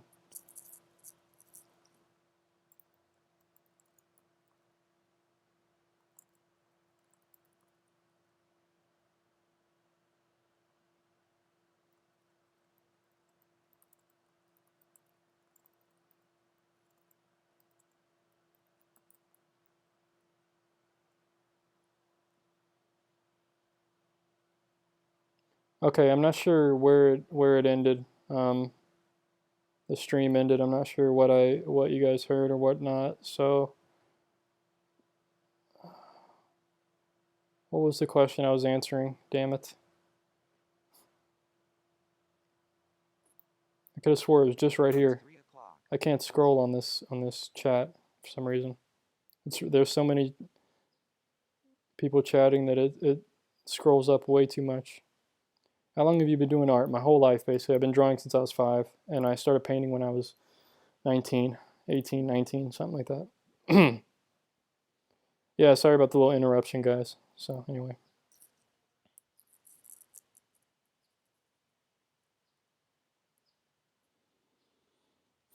There's 24 people watching still. Man, that's not great, but not bad. That's pretty cool.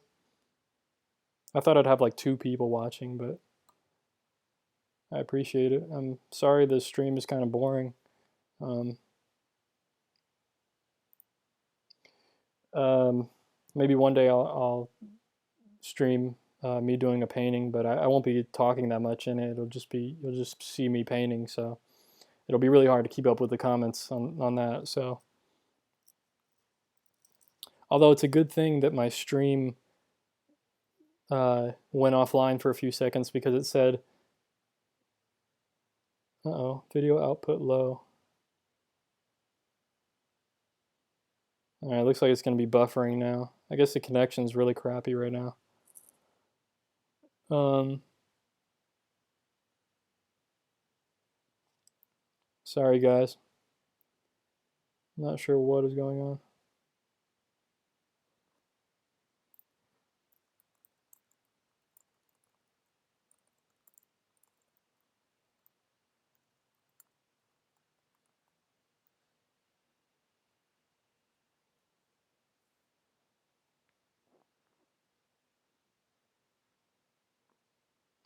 Hey, no problem, Diane. I have to go soon here, probably in about an hour, pick up my girlfriend from school, so I'm not going to be on here forever, you know.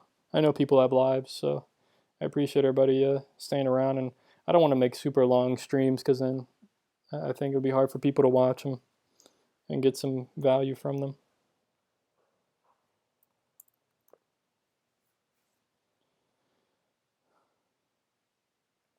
But anyway, it was good that the stream went offline because it said it was uploading it to my channel, and I was kind of like, what? I don't want it to upload right now.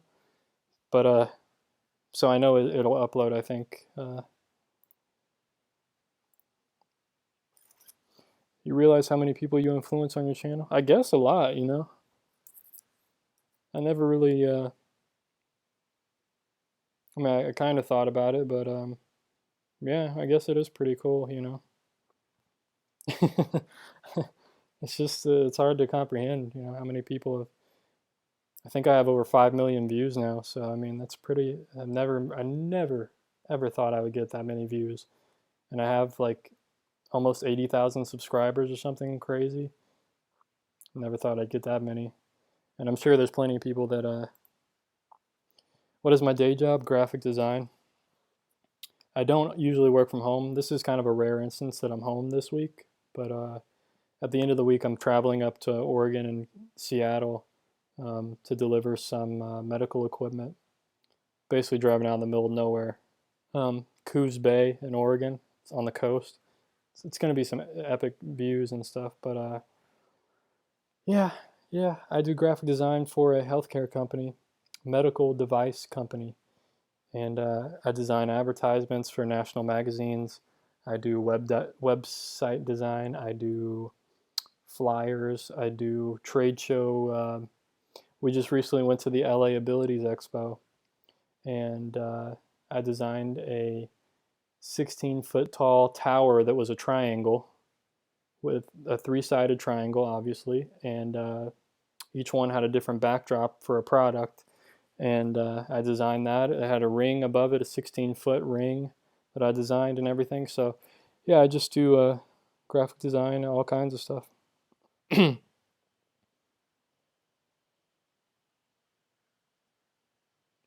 It still says my stream health is not good, but I'm not really sure why that is. So I'm sorry if the stream is getting delayed here, folks, for you guys.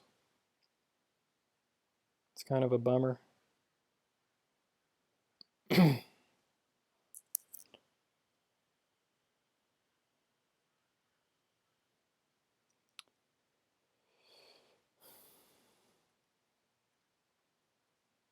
Get a little plein air painting in. Yeah, you know, I should. I really need to find places to plein air paint around here. In my little town, it's completely flat. It's kind of like suburbia. It's I don't know. YouTube says the stream health is low, so it must just be my crappy internet connection. I'm glad everybody else is good. So appreciate the feedback, folks. Just me and Kitty here, chilling. You know, she's just taking a nap, just chilling out. But yeah, it's cool connecting with you guys and just chilling. I've never done this before, so it's pretty cool. Although it's getting a little hot in here. I got the door open, trying to let some fresh air in, but might have to turn on the air soon. It's a little hot.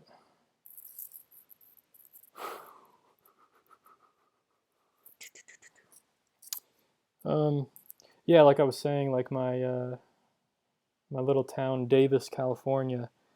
It's like there's really nothing to paint, honestly. It's kind of a bummer.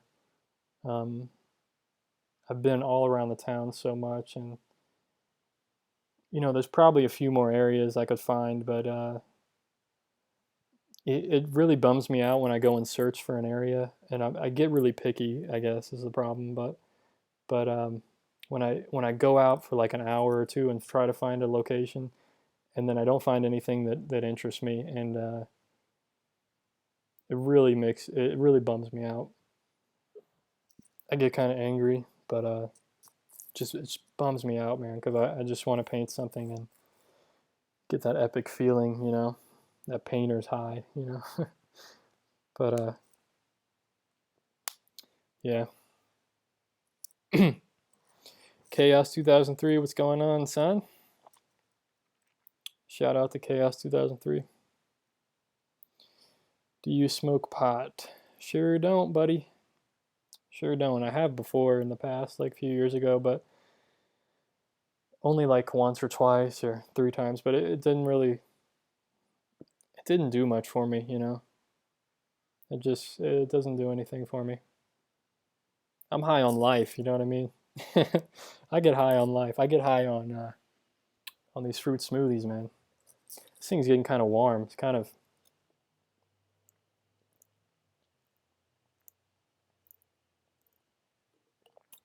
yeah.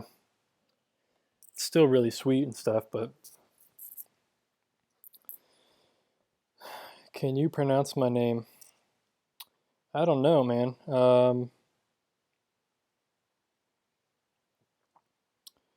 Rahul Raj? Is that right? Is it Rahul? How do you pronounce that? Rahul? Rahul Raj? You are a beast at painting. Thanks, man. It's I do my best, I'm not always a beast, but sometimes I get into beast mode, you know what I mean? Is there a color you don't like? Mine is orange. It's just not a nice color. Yeah, that's an interesting question. Color I don't like. I don't know. I mean, I don't have any pink or purple shirts or anything. Um,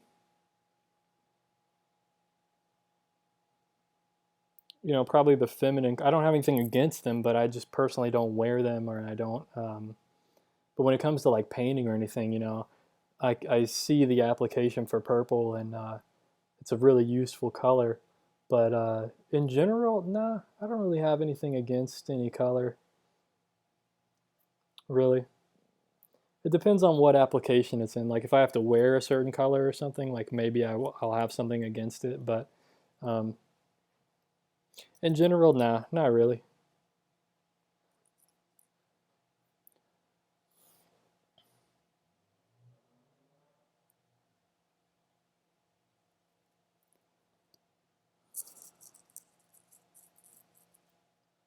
The blue painting in my last video.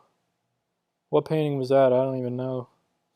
I don't even know what my last video was, honestly, because I don't even look at it anymore. And I have a bunch of videos scheduled to upload every Saturday for the next till like May, because I worked a lot last year at my videos, and I banged out a bunch of videos, and I had them all scheduled to upload now, so I don't have to worry about it. So now I can just freely create. But yeah, I'm not sure. I'll have to check it out. I'm not sure what painting you're talking about. But I don't know how much to sell paintings for, man. It's just, I don't know. That bums me out too. The business side of art bums me out.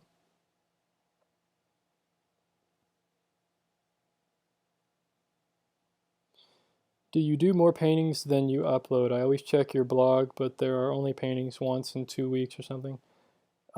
Yeah, sometimes. Sometimes. YouTube is not in sync with my blog. My blog is way more updated than my YouTube. You know what I mean? YouTube, I'm showing time lapses that I painted like 3 or 4 months ago, 6 months ago now. So yeah, my blog is much more up to date. But yeah, there's some paintings that are just they're not up to par, so I don't post them. And maybe I'll fix them up a little later and then post them. But um, yeah, sometimes I don't post. I don't post everything that I paint. Definitely. How long have you been painting? Since I was 19, I think. That's when I first dabbled in painting in college. So I'm 20. I just turned 26. So I think was it when I was 19? 2009. It was like 2010. I kind of started. So it'll be about 5 years, 6 years here soon.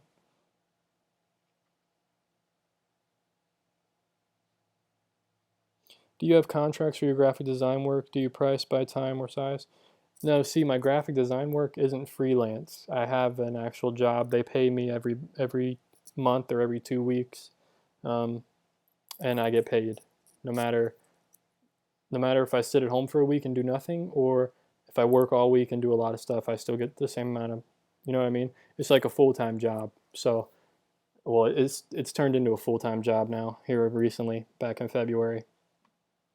So yeah, there's no contracts or anything. It's nothing like that. I work for a company and I do company graphics. I do company flyers and advertisements and all that. So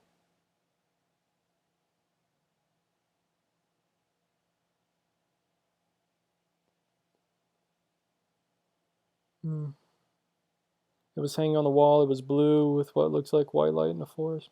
Oh. It's completely blue with black trees and the white light. Is that what you're talking about, Insanity? Yeah, I'm not. Yeah, I'm not. I'll have to get back to you on that one. Send me an email or something. Let's talk there. I don't want to talk about it over the stream. Um, I'm starting to understand how to manage my values with color, but it is kind of hard for me to include the whole palette and all the surfaces in the painting. All my shadows are one color and my lights are other, but never mix them. A friend that also paint told me this critic about including.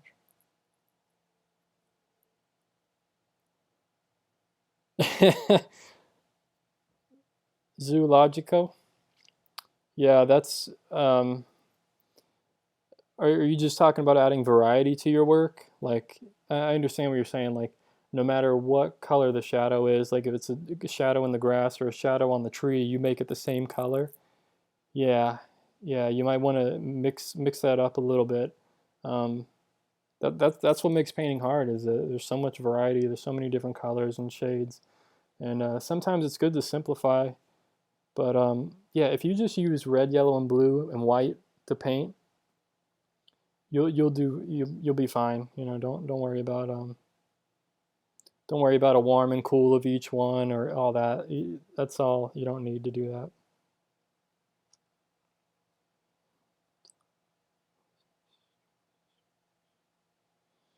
Who do you work for and where can we see your graphic design? Well, 15. here let me get a link here.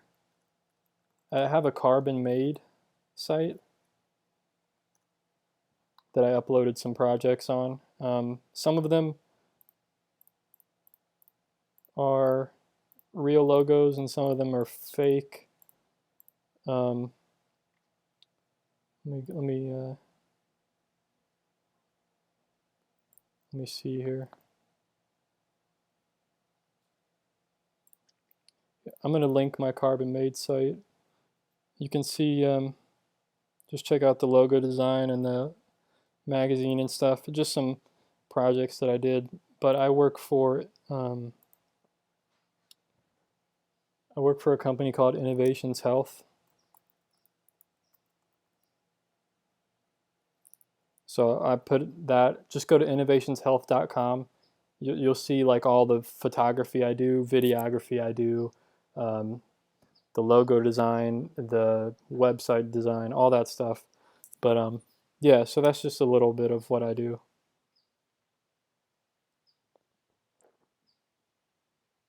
Um, let me see what.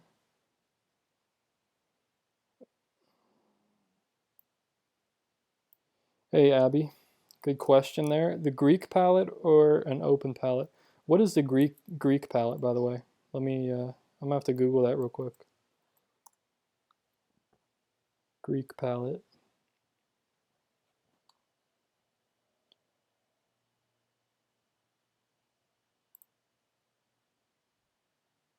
I'm not sure what you mean by Greek palette. Are you talking about like a limited color palette, like red, yellow, blue palette? I look up Greek palette and I'm just seeing like blues and purples and stuff. I'm not seeing what you mean. So if you could elaborate on that. Hey, thanks for tuning in, the Art Sherpa. Thanks for joining. Hope you're doing well. Take it easy. Yeah, Insanity. Just send me an email or something. We could talk about it. I'm really not. I'm not sure. So we can talk about it.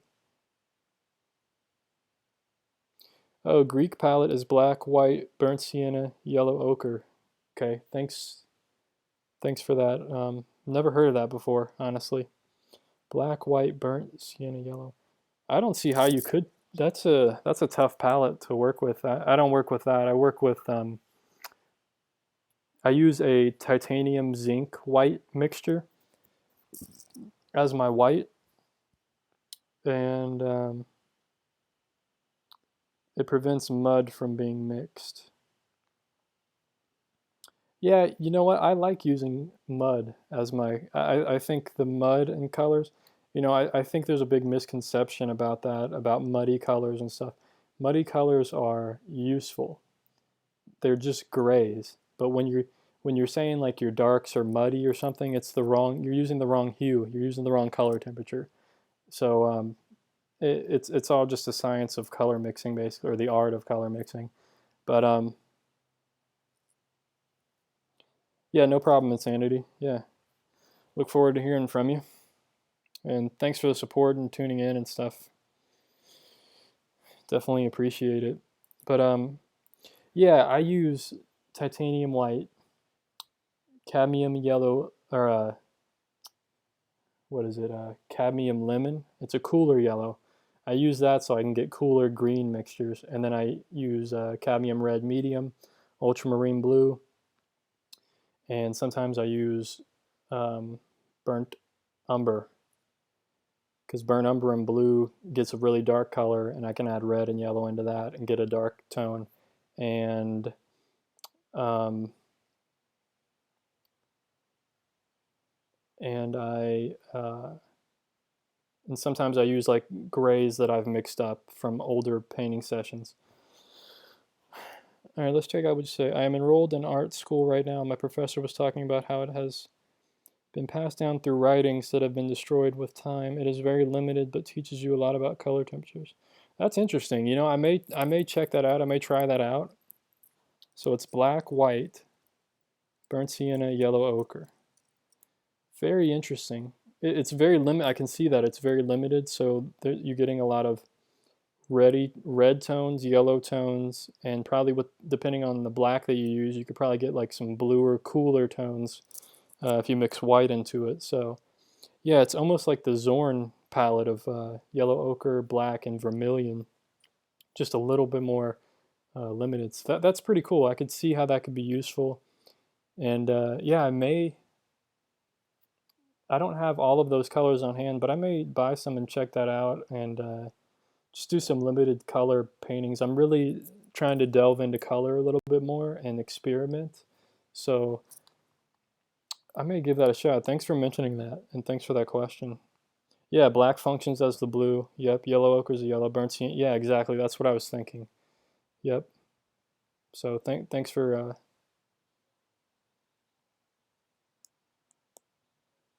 Oh man, insanity.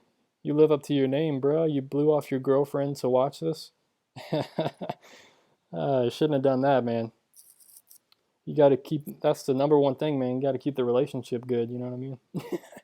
I'm just messing with you. You can do whatever you want, but no, I appreciate it, man. Definitely appreciate the support.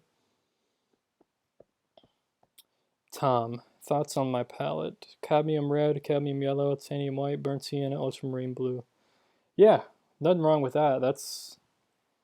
Yeah, that's basically what I use. It's all personal preference when it comes down to it, and every artist is different. Every artist um, does their own, follows their own path, their own journey, their own experimentations. There's nothing that's like this is right and this is wrong. It's definitely not like that. It's what it is I use this and you use that. It doesn't make it right or wrong. We could create the same paintings probably, um, or just a little bit different. You know, nobody's gonna know. Looking at my paintings, nobody can see. Nobody's gonna know that oh I use ultramarine or that I use cerulean or that I use burnt sienna. Nobody's really gonna know that. Nobody's gonna care. So yeah, definitely your palette's fine. You know what I mean? You can add more colors if you want. Um, you know, there's nothing saying you can't add viridian to it or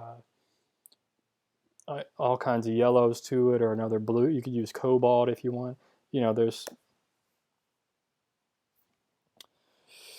Lucian Freud uses a Greek palette. Never heard of him. Let me check him out. Or Lucian Freud. Oh, I think I have seen his stuff actually. Now that I'm looking at it. Oh, okay. Yeah, I could see it definitely being beneficial for like portraits. And I was thinking of starting to do portraits using the Zorn. I don't know if you've heard of the Zorn palette. Um, that's black, yellow ochre, and vermilion red with white as well. So it's really similar. I think it's just you get the stronger red, and you know they're very similar. But I could definitely see how that palette is beneficial. It's almost like a spin-off on the Zorn palette, but it's obviously it's probably been around longer than the Zorn palette. So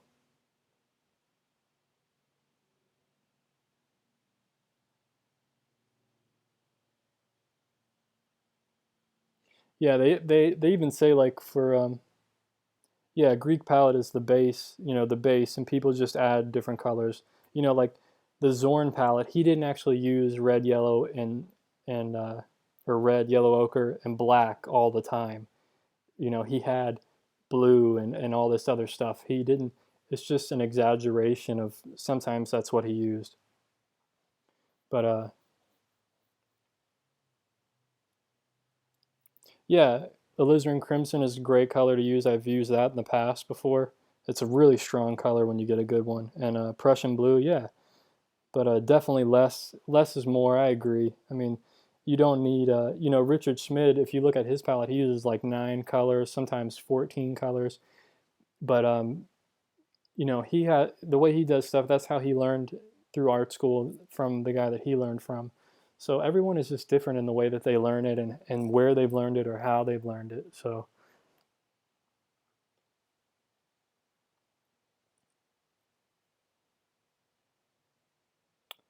I was saying something. What was I saying? Oh yeah, I was saying that yeah, I think I'm gonna start doing some portraits with the Zorn palette and starting there as the basis and really getting a sense of portraits and like you were saying the temperatures and things and understanding color temperatures. So yeah, thanks for that information, Abby. That's really useful.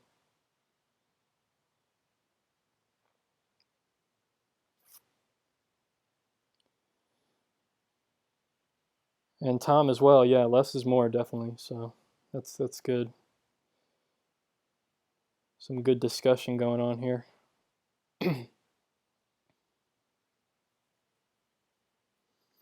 Well, thanks to the 20 people that have been watching, man. I definitely appreciate you guys. Even if only a few are commenting, no big deal. You know, don't feel the pressure to comment. But if you want to ask me a question or something, I mean, I'll answer it right here. But actually, if you guys have any suggestions, if you want me to make any future videos or on future live streams, what would you want to see? Obviously, I'm probably going to be doing some painting on a live stream. Uh, I need to figure out that whole setup. But aside from that, what would you guys? Is there anything in particular? If not, that's fine. I mean, I just keep doing what I do. But yeah, limited palette keeps the painting unified. Definitely. Do you ever glaze your work? Not recently, no. No, I tend to work more alla prima. You know, I finish a small painting in like 30 minutes, 40 minutes, sometimes quicker.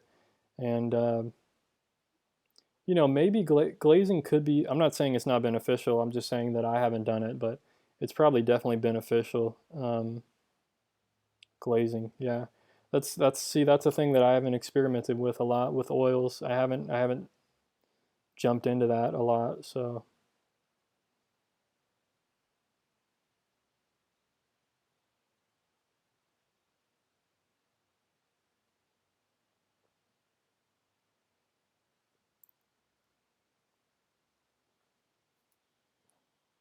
Hmm.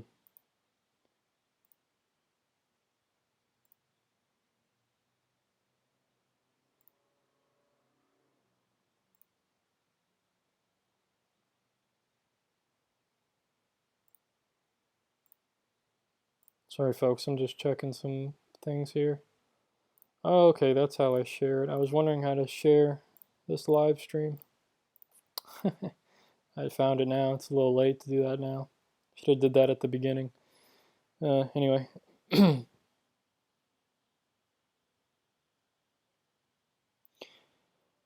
Getting stuck in a certain style. I don't really. That's the thing. A while ago I kind of gave up on styles. I don't really worry about styles. I paint how I naturally paint what comes to me, and just paint and just keep painting and keep. Sometimes I explore different techniques of certain styles or something in rendering things, but I don't get caught up in styles, man. I just do what I do and paint. I know you like Sargent. What other painters influence your practice? A ton. I mentioned this at the beginning, but I'll go through them again. There's a lot of artists. Edgar Payne is a huge inspiration. I really love his work. Edgar Payne. Edward Leon Cortez. Love his work as well. He's probably one of my top uh, painters that I enjoy. Joaquin Sorolla, John Carlson, Vincenzo Arroyi. I don't know how to say his name, dude, but I'll post it in the chat because it's Vincenzo. Anyway, Willard Metcalf, William Merritt Chase, William Went, uh, Adelstein Norman. I'm just going through names now, looking through them. Scott Christensen, Richard Schmid, um, Isaac Leviton, Thomas Eakins. I have so many folders that they're on my hard drive. Actually, I don't have them on my computer, but I have some of them on my computer. But I have so many paintings I've saved, and I just look through all the time. But It's 3:30. yeah, so there are some big names that I, follow. But there's a ton of people that like nobody's ever heard of that I follow and that I look at. Um, that painted 100 years ago. Dean Cornwell, Mead Schaefer with two F's. Um, there's just a ton of people. So, yeah. Winslow Homer's great. Yeah, no problem, Abby. I mean, everybody comes in at a different time, so I'm always happy to answer a question or something. But I'm glad you came in and found the chat, or found the stream.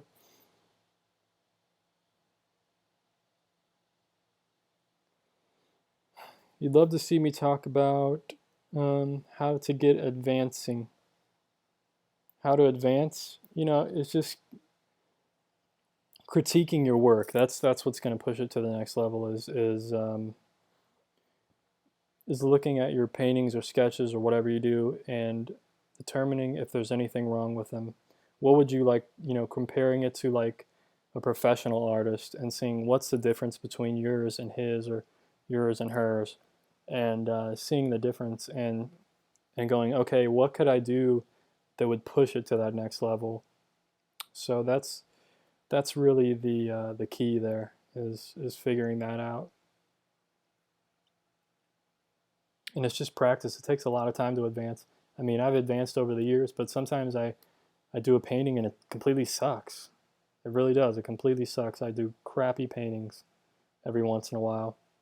But you just have to take a step back and think about, look at it and go, what makes this thing crappy? Why didn't it turn out as good as my other work? And that'll tell you how to advance.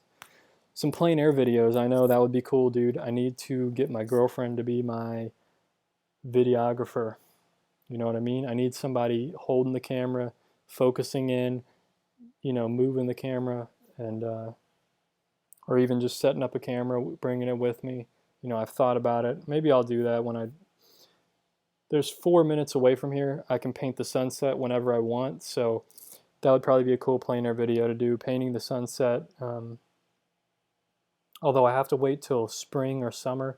That's when the sun kind of aligns in the right spot. Otherwise, it's way off to the side, and you don't get an epic view of it in the winter months. So probably in the next few months, or maybe sooner. We'll see. We'll see. I have some things planned.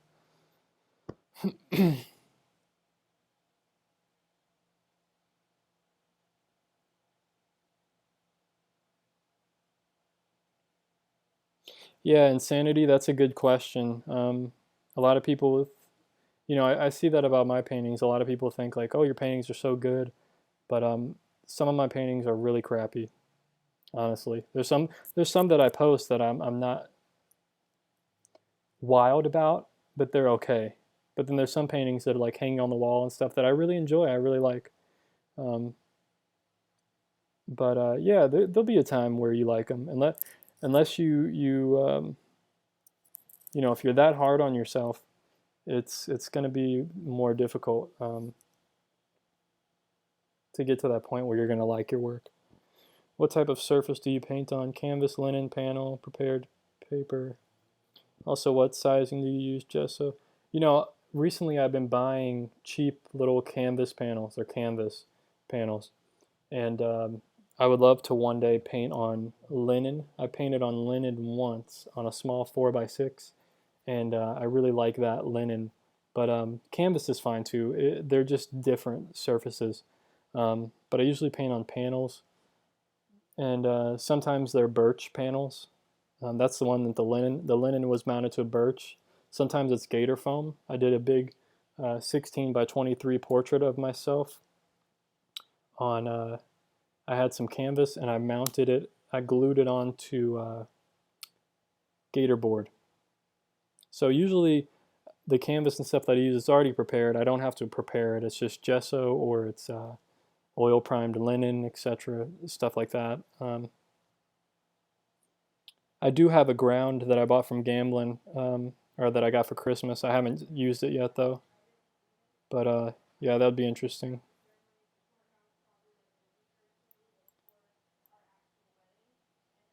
Um,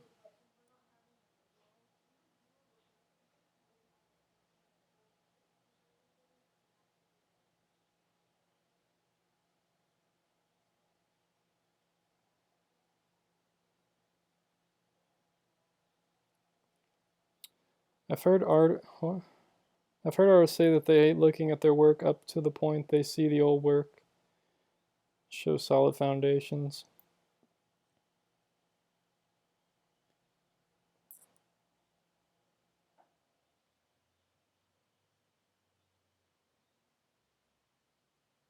Yeah, good point. If you learn perspective at 25, anything before that is off.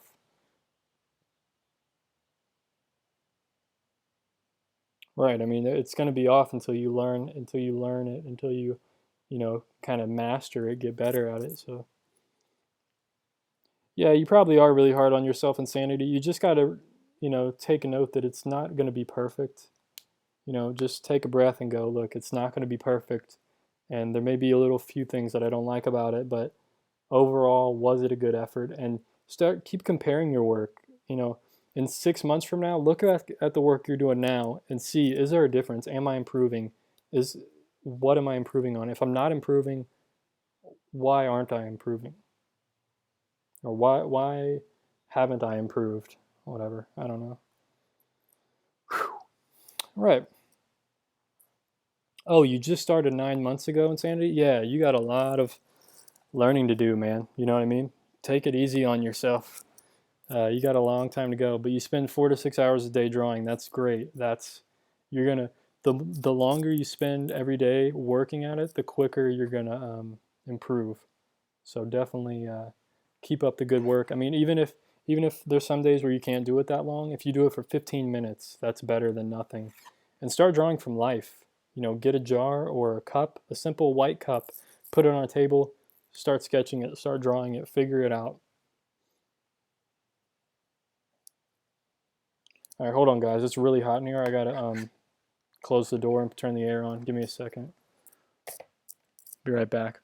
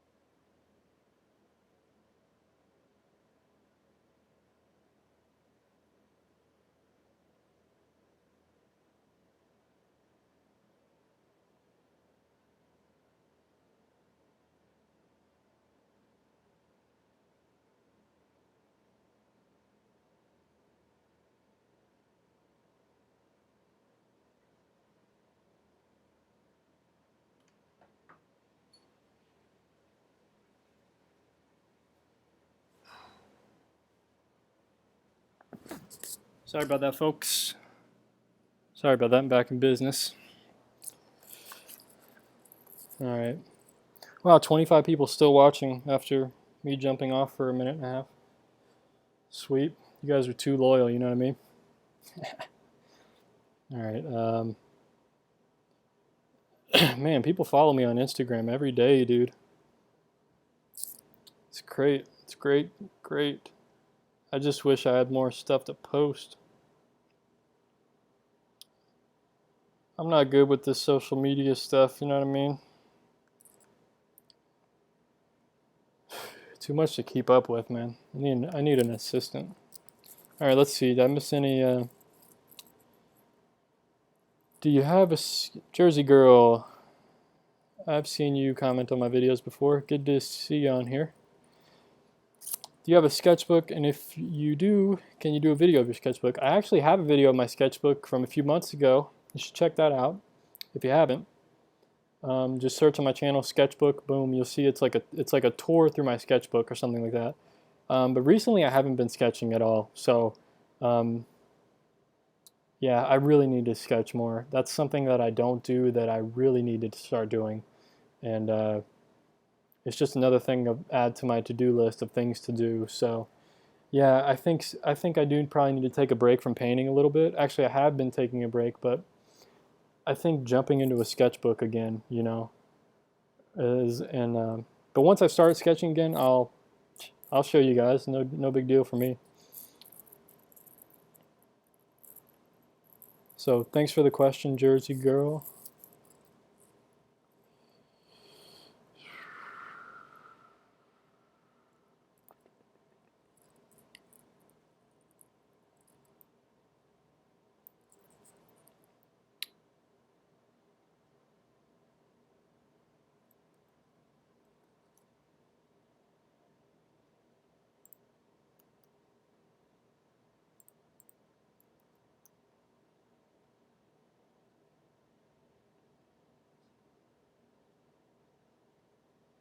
Huh.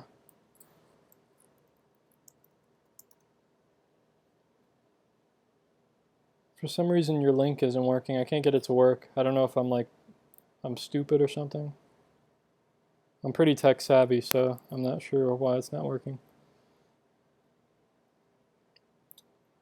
Uh,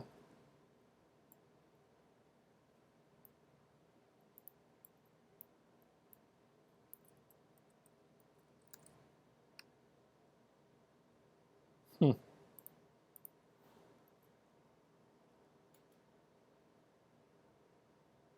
Oh, there we go. That was really weird. I don't know why that wasn't working.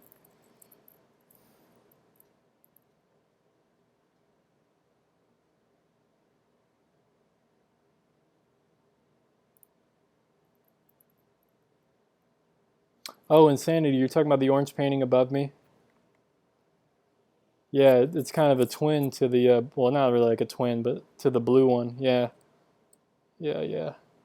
I see what you're saying now. I hope that's what you were talking about. Yeah, they're kind of similar. Like I was just playing around with color. They're from a few years ago.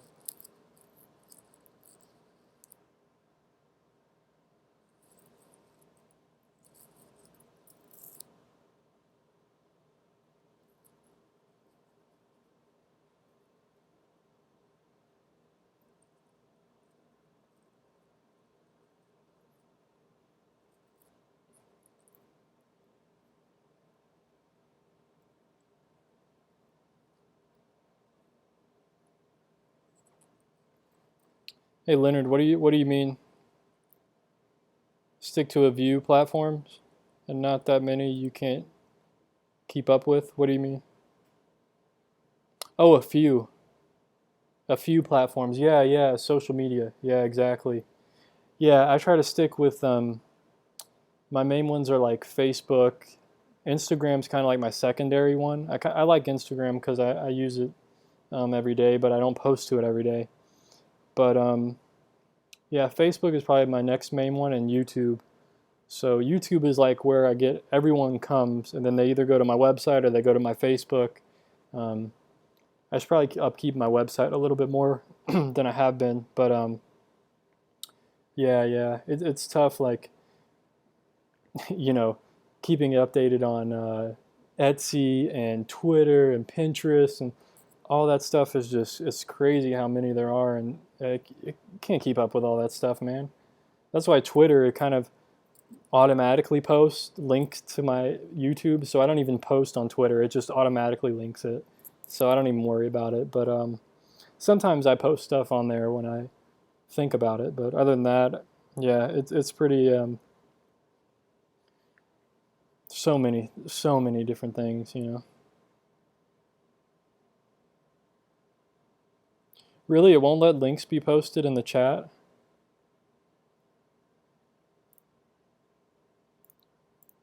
That's kind of stupid.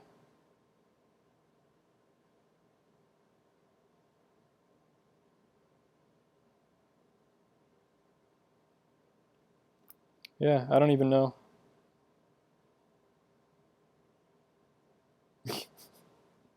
Uh, okay, Chance. It's 3:45. Yeah, it seems I got a true fan there. Yeah, I don't know why it won't let links be posted. I don't even control that, so it's very weird. Huh. Yeah, there you go. Just takes a little tweaking, I guess. No big deal.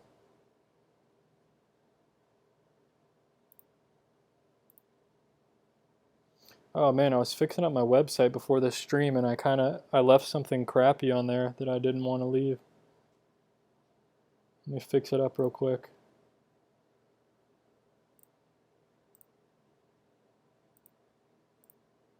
I got too many tabs open, man.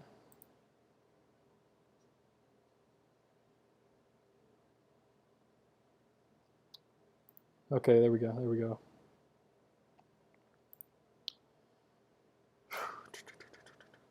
Hmm.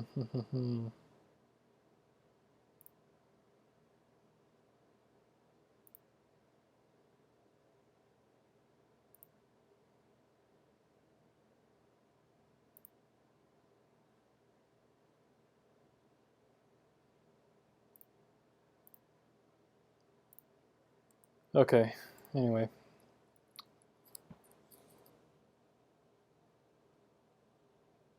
Wow. Yeah, I guess it's YouTube trying to stop spamming, but that's stupid, dude. Oh, let me hold on. Okay, you could probably post a link now. I had it was check marked automatically block spam messages, so I guess it sees links as spam. So, can you guys see that? How are you guys seeing that? Was it when I put it down? Is that what? Oh yeah, yeah, yeah. No, that heart is actually that's the only thing we have hanging up in this house that I did not paint. It's from a different artist. I don't even know. I think it was a local artist from Sacramento. My girlfriend really liked it, so she got a print of it for Christmas. It's actually like the only thing that's framed in the house too. So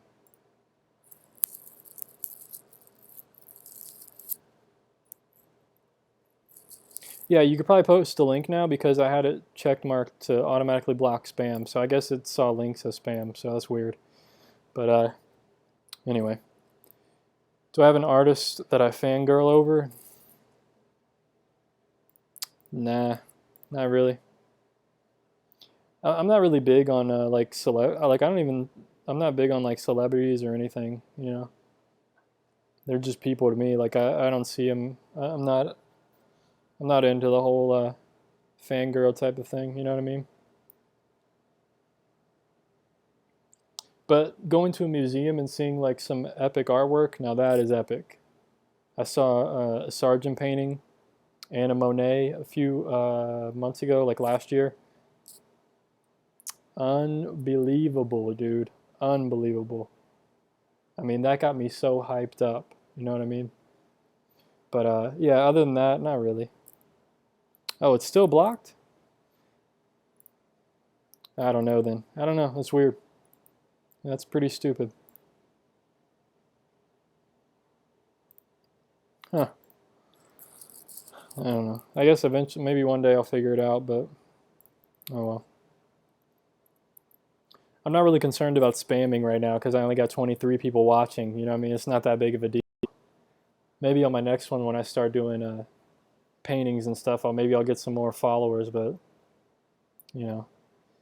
I'm kind of randomly doing it during the day, so I know a lot of people are going to be like, you know, getting off of work or chilling out or working. So,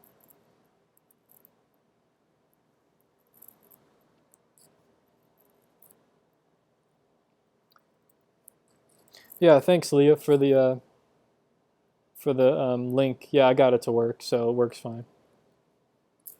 You got some good artwork for sure. Yeah, just stick with it and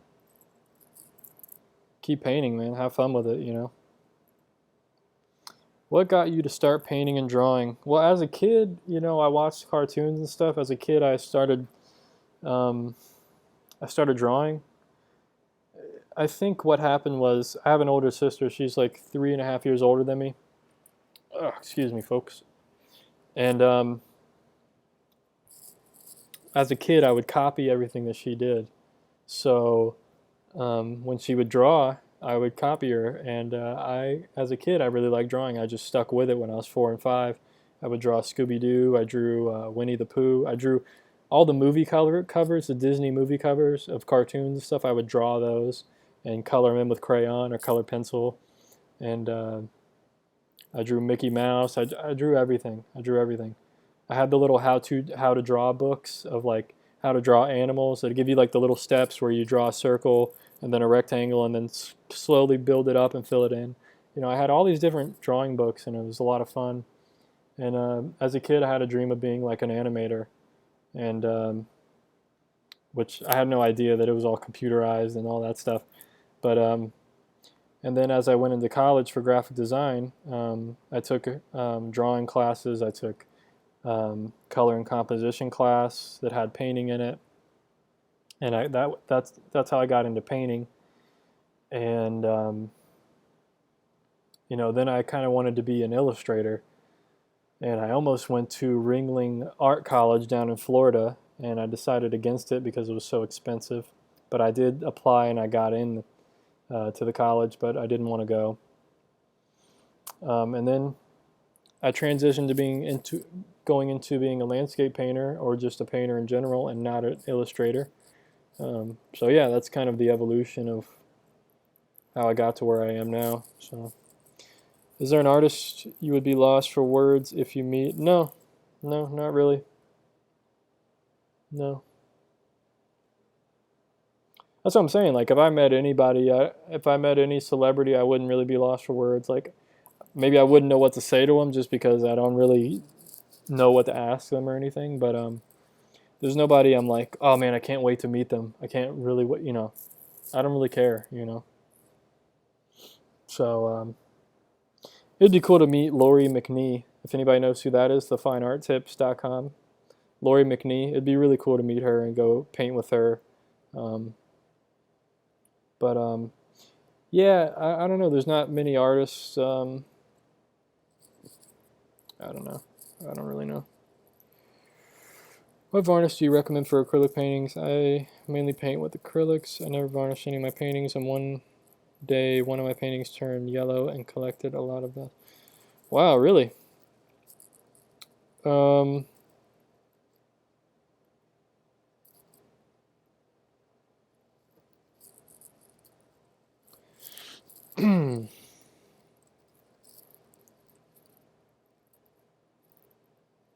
varnish. Acrylic paintings. I don't think I ever understood how to varnish an acrylic painting. I varnished a few, but I don't know that I did it correctly. And I don't know. With oil paintings, I know that you use retouch varnish first if you want the sheen to be even. With acrylics, you don't really have that problem because everything dries flat and matte. And I've read online that with acrylics, you want to apply an isolation coat. Now, I don't know if that's true or if that is the right way to do it, the correct way to do it. Um, I would Google how to varnish an acrylic painting or type in the best way to varnish an acrylic painting. I think Will Kemp, if you check out he has a thing on varnishing with acrylics and stuff that's probably really good. So definitely check his stuff out. And yeah, varnishing with acrylics is tough. I used to just buy like the spray gloss varnish and just spray it, but I don't know if that's good for the long term, like, years and years and years from now. Um, like with oils, if one of my paintings stays around for 100 years and they want to and I varnished it correctly and they want to upkeep it and remove the varnish, I know that they can do that nowadays safely and correctly. With acrylics, I think if they take off the varnish, it will take off the paint as well. So you have to have an isolation coat, which is basically clear like paint without the pigment, and you want to like unify it. I don't know. Google it, man. Google it because I'm not 100% sure. Sorry about that, Jersey girl. It's just I'm never. It's something you have to delve into and experiment with, and I would experiment with on like a crappy painting that you have or a painting that you don't really care that much about, and see how it works for you. That's the best thing to do. I hope that helped in some way. Uh, I don't have all the answers, but I can tell you how to get all the answers or where to get them. Let me check out your latest drawing. Let me see if I can. Insanity. Yeah, Insanity. I don't know if you have me on Facebook or some other. Probably Facebook is maybe I'll. Yeah, I don't know how I'm gonna do future live streams. Um, they may just be random. I'm on the West Coast in California, so you'll have to just take that into account. That sometimes I may not start a stream till 7 o'clock here at night. So wherever you are in the world, it might be later or earlier. But yeah, I don't know how to tell people that I'm going to be live streaming. It's just going to be random, and they'll be recorded, so you can watch them later anyway. If not, so. Oh, you're doing drawings with chalk, like on a chalkboard. Okay, okay. I thought you were doing chalk like pastels, like like on paper or something. That's interesting doing on a chalkboard. That's pretty cool. And then you just film it to kind of keep it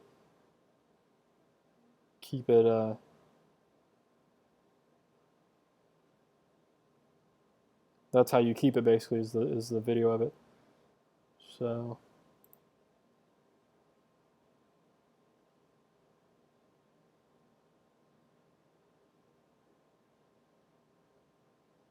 is this, I think this is gonna, oh, it's called Bearing. I was like, I think this is gonna be a bear. I didn't even see the title of it.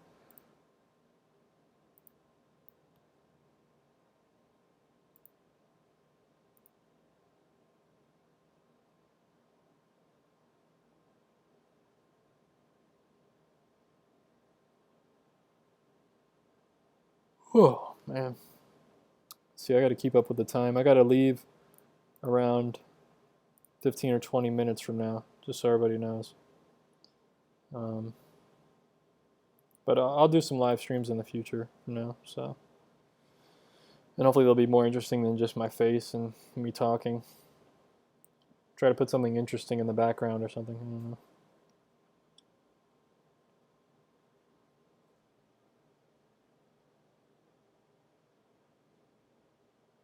Yeah, Jersey Girl, I know it gets so many confusing watching so many different things and hearing all these different ways to do it. Like I said, just check out Will Kemp. He's pretty good and professional about how the way he does his stuff and presents info.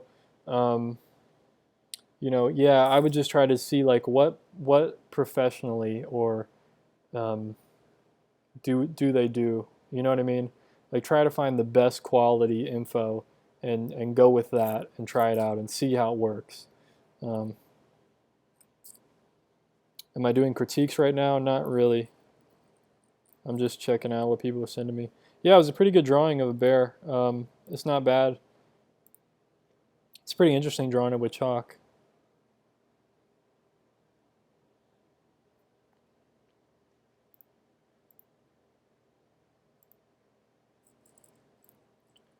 Um, let's see. Did it update? Oh, it did. Okay, cool.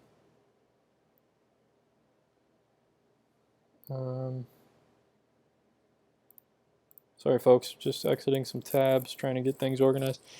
Oh. Oh, okay, Insanity. You don't have to add me to Facebook or anything. I'm just saying, like, how do I notify people that I'm going to do a live stream at this time? You know what I mean? I'm just trying to find a way to get a schedule so that people know. I need to come up with like a live stream schedule or something, but I don't know when I'm gonna have time. So like it's always random. Like today it was so random. I'm like, I think I'm just gonna do a live stream instead of making videos and uploading them. I'll just do a live stream because I've never done one before. I think it would just add a little bit more to my channel if I did live streams like this and connected with people in a different way.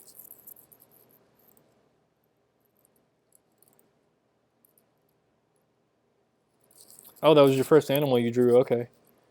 It's 4 o'clock. Yeah, I could tell it was a bear, man. It looked really similar to the California state flag. Just remembering that what that flag looks like.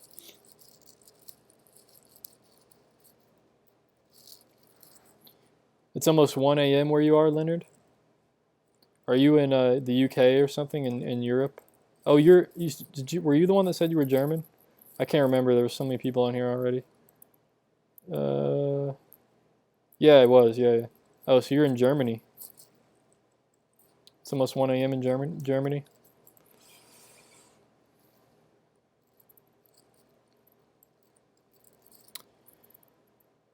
Hey, what's going on, AS?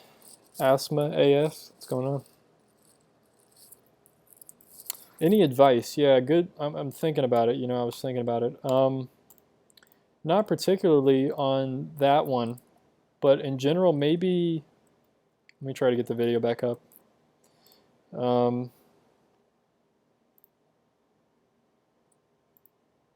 See, you're drawing white on black, so it's different than like shading because you're that's what you have to think about. With your videos, think about if you're drawing with white on black, it's kind of reversed of real life. You know what I mean? Like drawing on a canvas or drawing paper. So like you wouldn't have to shade really, you would just draw in the light areas. So maybe start thinking in terms of masses instead of lines with your sketching. And excuse me, and what I mean by that is if you look at a nose, think about drawing a nose. You know, on the edges here, there's not hard lines. It's real subtle. Like this side would be darker, so you would just shade that. It's almost like shading. But for you, since you're drawing in chalk like opposite, you would just shade all the light and kind of let the dark just be darkness. So you're kind of shading in the light areas. So think about it in that way. Don't really draw lines around everything. Start, you know, you can do some lines. I mean, obviously there's a line here going on the side of my face, and there's lines on the ear and around the ear. But in some of this, like the nose here, it's all just shading. So try to, you know, think about it in a different way. Um, um, to take your chalk drawings, because that's pretty cool having a channel like that, having the setup the way you did. You know, you could do some cool things eventually. Not that you're not already, but you know, you can do some more epic things and more, even push it to the next level, get more realistic with it. So since you're drawing with white and then you're drawing the light of the animal or of the portrait or of the scene, start thinking in those terms. Start thinking of a mass of light and shade that in, and see what happens. You know, just play around with it. Yeah, I'm glad it makes sense. So can I show you a painting I did and hear your thoughts? Yeah, man.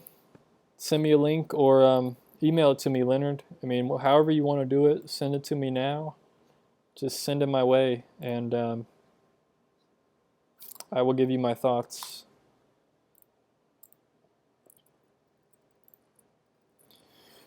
Do I have a sketchbook? Currently, I do have a sketchbook, but I haven't sketched in it in probably a year, unfortunately. So, yeah, that's something I definitely need to start doing more, is sketching more. And when I do sketch more, I will be sure to show you guys some of the sketches I'm doing. So, um, definitely keep asking me that. Keep holding me to that sketchbook because it's something that I need to do. It's something that I need to do more. Um, yeah, so hope that answered your question, Jersey girl.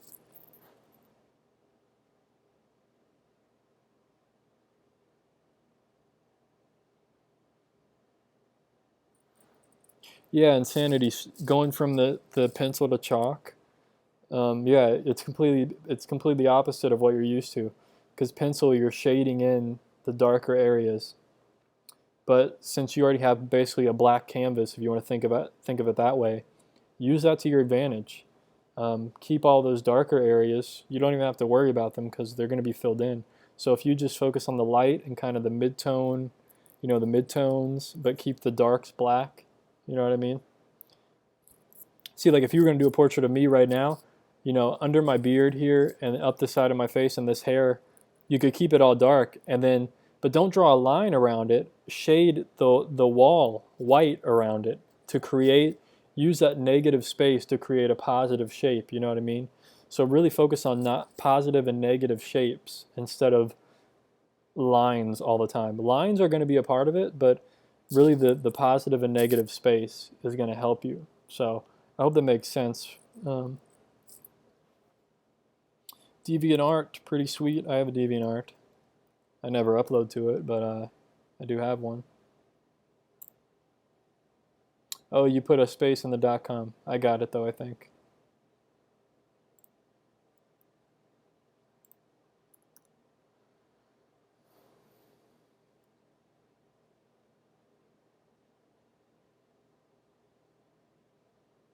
Oh, you have a Twitch stream? That's pretty sweet. I was thinking about doing that too, but I may just do a YouTube stream now because I already have a whole audience on YouTube.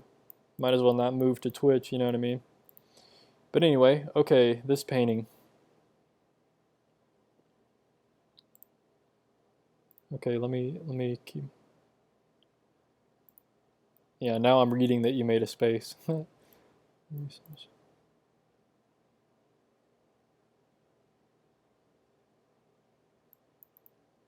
Yeah, Jersey Girl drawing is really fun. I mean, a lot of people hate drawing because they think they don't know how to draw, but just sticking with simple things, draw an apple, put an apple down and just draw it, and really like study the apple, like the edges around the apple and things behind the apple, and really focus on it. And there's a lot of interesting things in the world that people don't focus on. So yeah.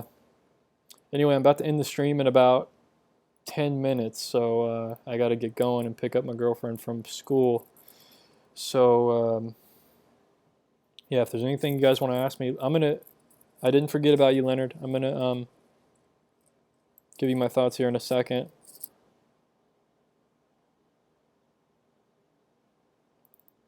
Yeah, Insanity, no problem, man.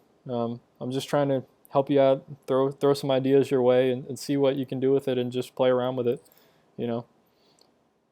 Try it with something simple first and see how it goes. Just do really simple. Do like an apple, you know what I mean, or an orange, something really simple, and with some dramatic light, with what really highlights and darks. You know what I mean? All right, so this painting, it's not bad. I like a lot of the brush strokiness in the foreground and in the water. I believe that is. Is it trees and like a stream kind of flowing around the trees? And that's what I'm getting from this. Just want to make sure.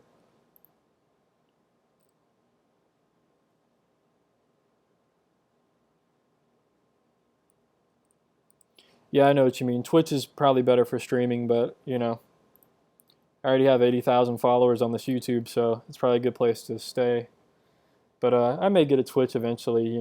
People can support me on Twitch, but you can do the same thing on YouTube now. But everybody's different. But yeah, you have a lot of good color going on here. Um, the the problem I'm seeing here, or not the problem, but when I'm looking at this, I'm seeing a lot of blue, blue green. Um, I think your color is a little bit how do I say it? It's interesting. It's kind of it's dirty in some places. There's not a big separation of color. Um, what am I trying to say? Some of your blues are going. Uh, I think you need more separation, but still, you have a lot of good variety. Um, I'm not sure of the light source. It almost looks like it's an overcast day, like a cloudy type of day. Um, because the sky is such a dark, kind of dirty blue, it just looks like a storm. I'm not sure if that's what you were going for. If you are, then that's great because that's what I'm seeing. Um, maybe working on the top of the tree line in the distance, you have some hard edges there on the top. If you soften those a bit, and you did soften them actually to all the way to the right, there's some softer edges. But softening that will push it back further. Um, but try thinking, when you do a painting, the best thing to think about, Leonard, is, or one of the best things to focus on is, what is the focus of this painting? What am I trying to say with this painting? And what does this scene say? Oh man, I'm getting hungry. And what is the focal point of the painting? That's the most important thing. Like, what do you want people to focus on? What do you want them to get from your painting? Um, Mood or emotion wise, maybe, if you want to take that route.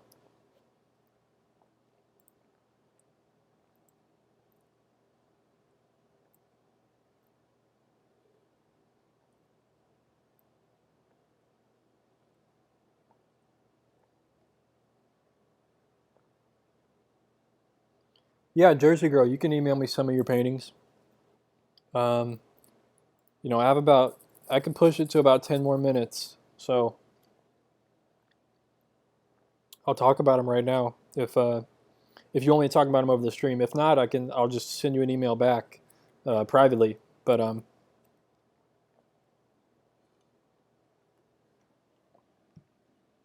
Got some dates here, man. I don't know if many people know what dates are or eat them, but these are banging, you know what I mean? Medjool dates from California.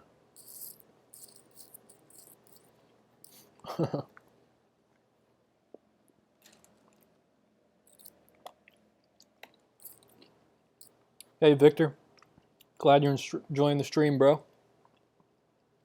Or if you're a chick, either way.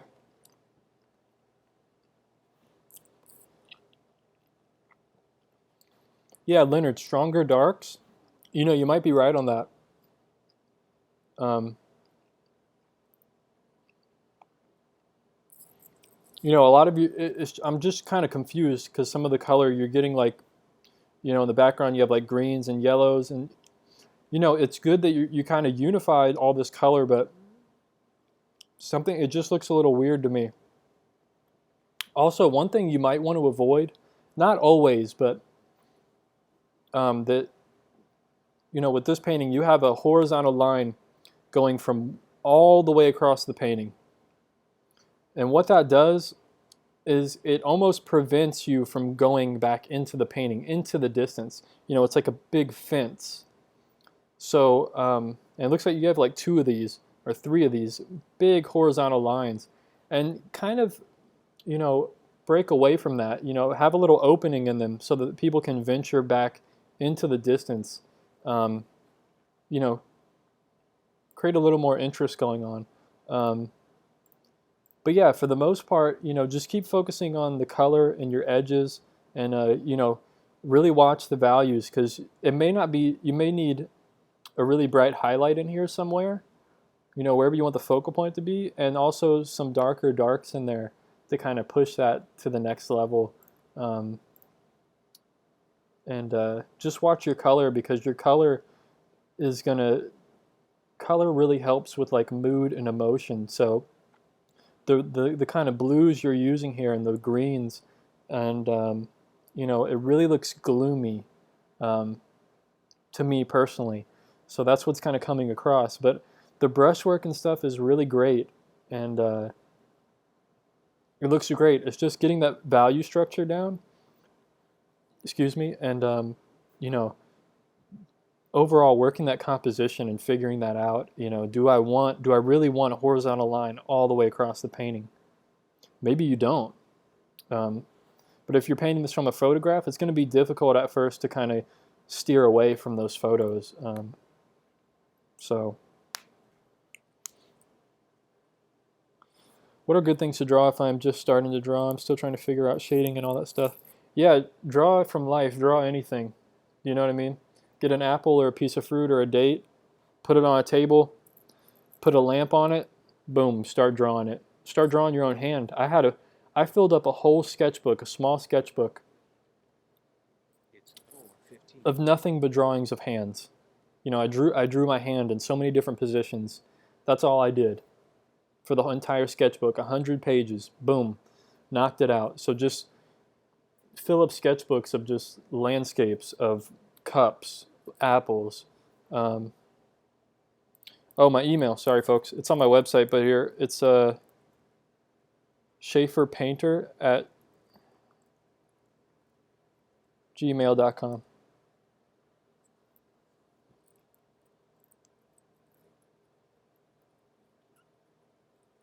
Yeah, Insanity, you're right. Anything you find interesting, you know, anything that interests you, and just practice. That's the only way to get better at something, is to just keep doing it every day consistently.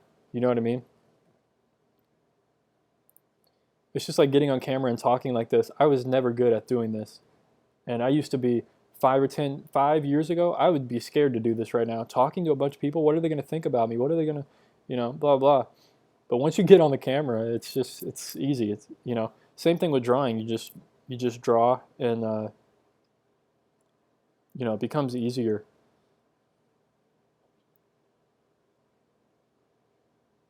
Yeah, Leonard, you know, it's probably the photo too, you know. Um, yeah, but definitely watch those straight lines. You have it kind of going crooked. I don't know if you took the photo crooked, but like it's going downward, and which isn't a bad thing, but diagonals, you'll learn that diagonals in perspective and stuff, those create movement.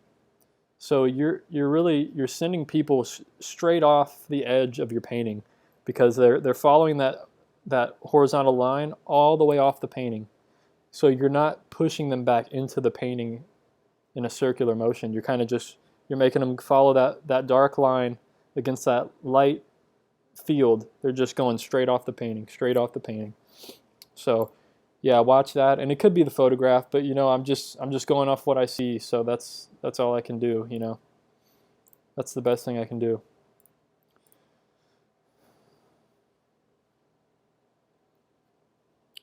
Shadow Assassin, what's going on? Glad you just found my channel. Hope you're enjoying it. More live streams to come in the future. Actually, I don't have any time for critiques. All right, I can do one more because Jersey Girl was going to email me something. So I'm waiting for it to come. I can only do one more. I got to leave in like literally less than 5 minutes. So I'm going to try to go quick.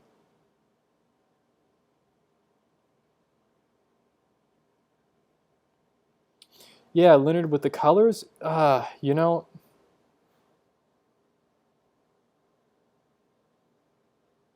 it's not that there's stuff wrong with them. It's just that like,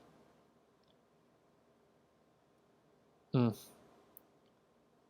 don't know, bro. It's hard for me to to say it. It depends on your intention with your painting, but it's almost like too colorful. You know what I mean? Which isn't it's not bad to be that, but I think you just have you have this bright blue, the same blue that's in the water. You have that like on the side of the trees going up.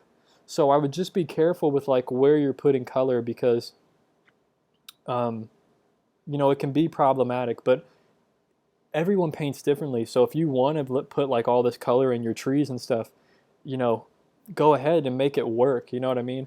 But it's definitely unified. You definitely have a unified color scheme. It's just in the future, just kind of like working it and figuring out what kind of mood you want to create. Okay, I'm not getting any email for some reason.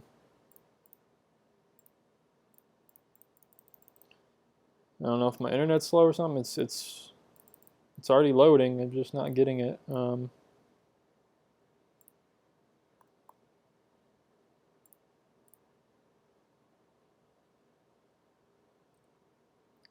I'm not intimidated by a canvas at all.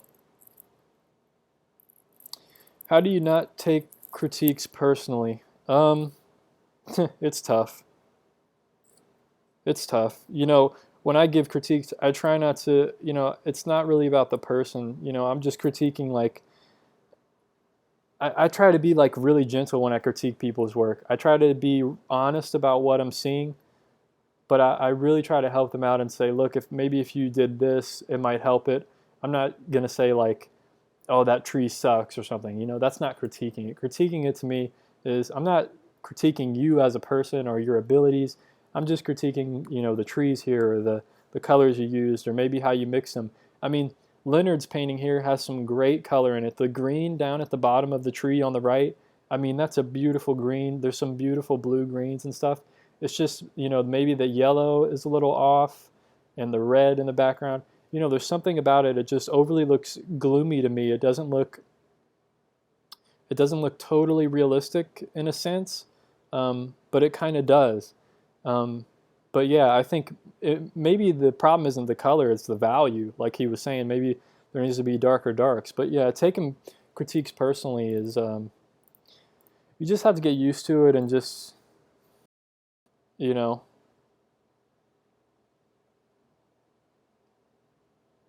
Yeah, Jersey Girl. I'm not getting it for some reason. I don't know if it's. Let me switch the account. I have I have a bunch of different emails, like 10 different emails, and they're all funneling into one account. So I don't know if it's just taking time.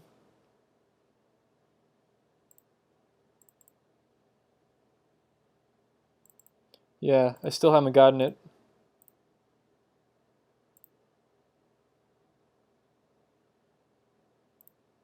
I'm not sure why that is.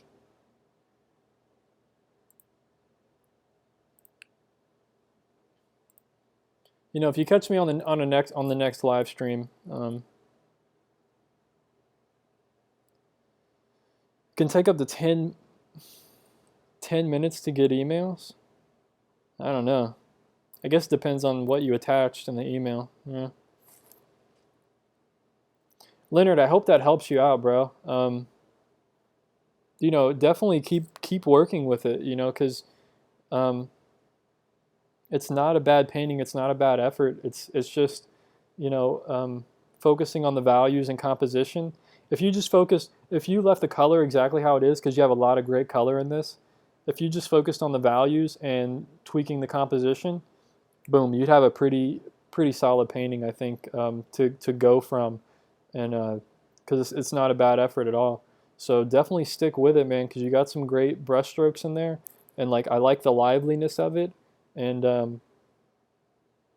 you know, it's just it's tough, man. Not every painting is the best. You know what I mean? I've done plenty of paintings that are not masterpieces. You know what I mean? And it's tough. It bums me out. You know, but yeah, this is not a bad effort at all. You know what I mean? So thanks for sending it in and being brave enough to get a critique. You know what I mean?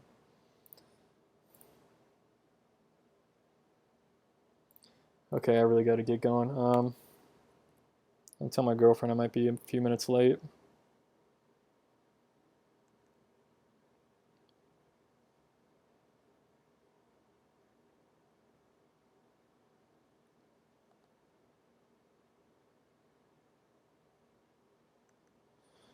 Okay, I'm not getting an email, so I apologize. I would really critique more, um, but I'm not getting the email, and I'm really running out of time.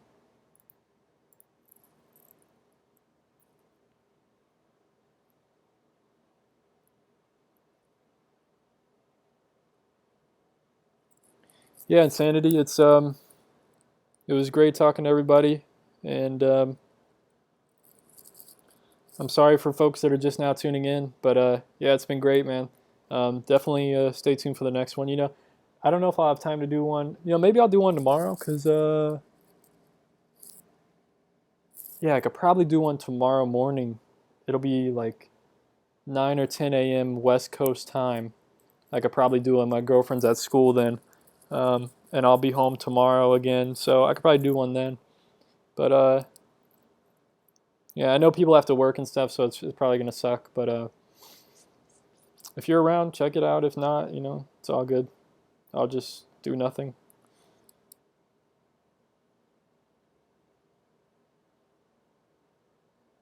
Yeah, you're right, Leonard. It's hard to like judge just one. You know, it's a lot easier to look at a body of work and go, okay, I really need to work on the values. You know, so yeah, let me check the spam. Oh, I got the email now, but I don't have time.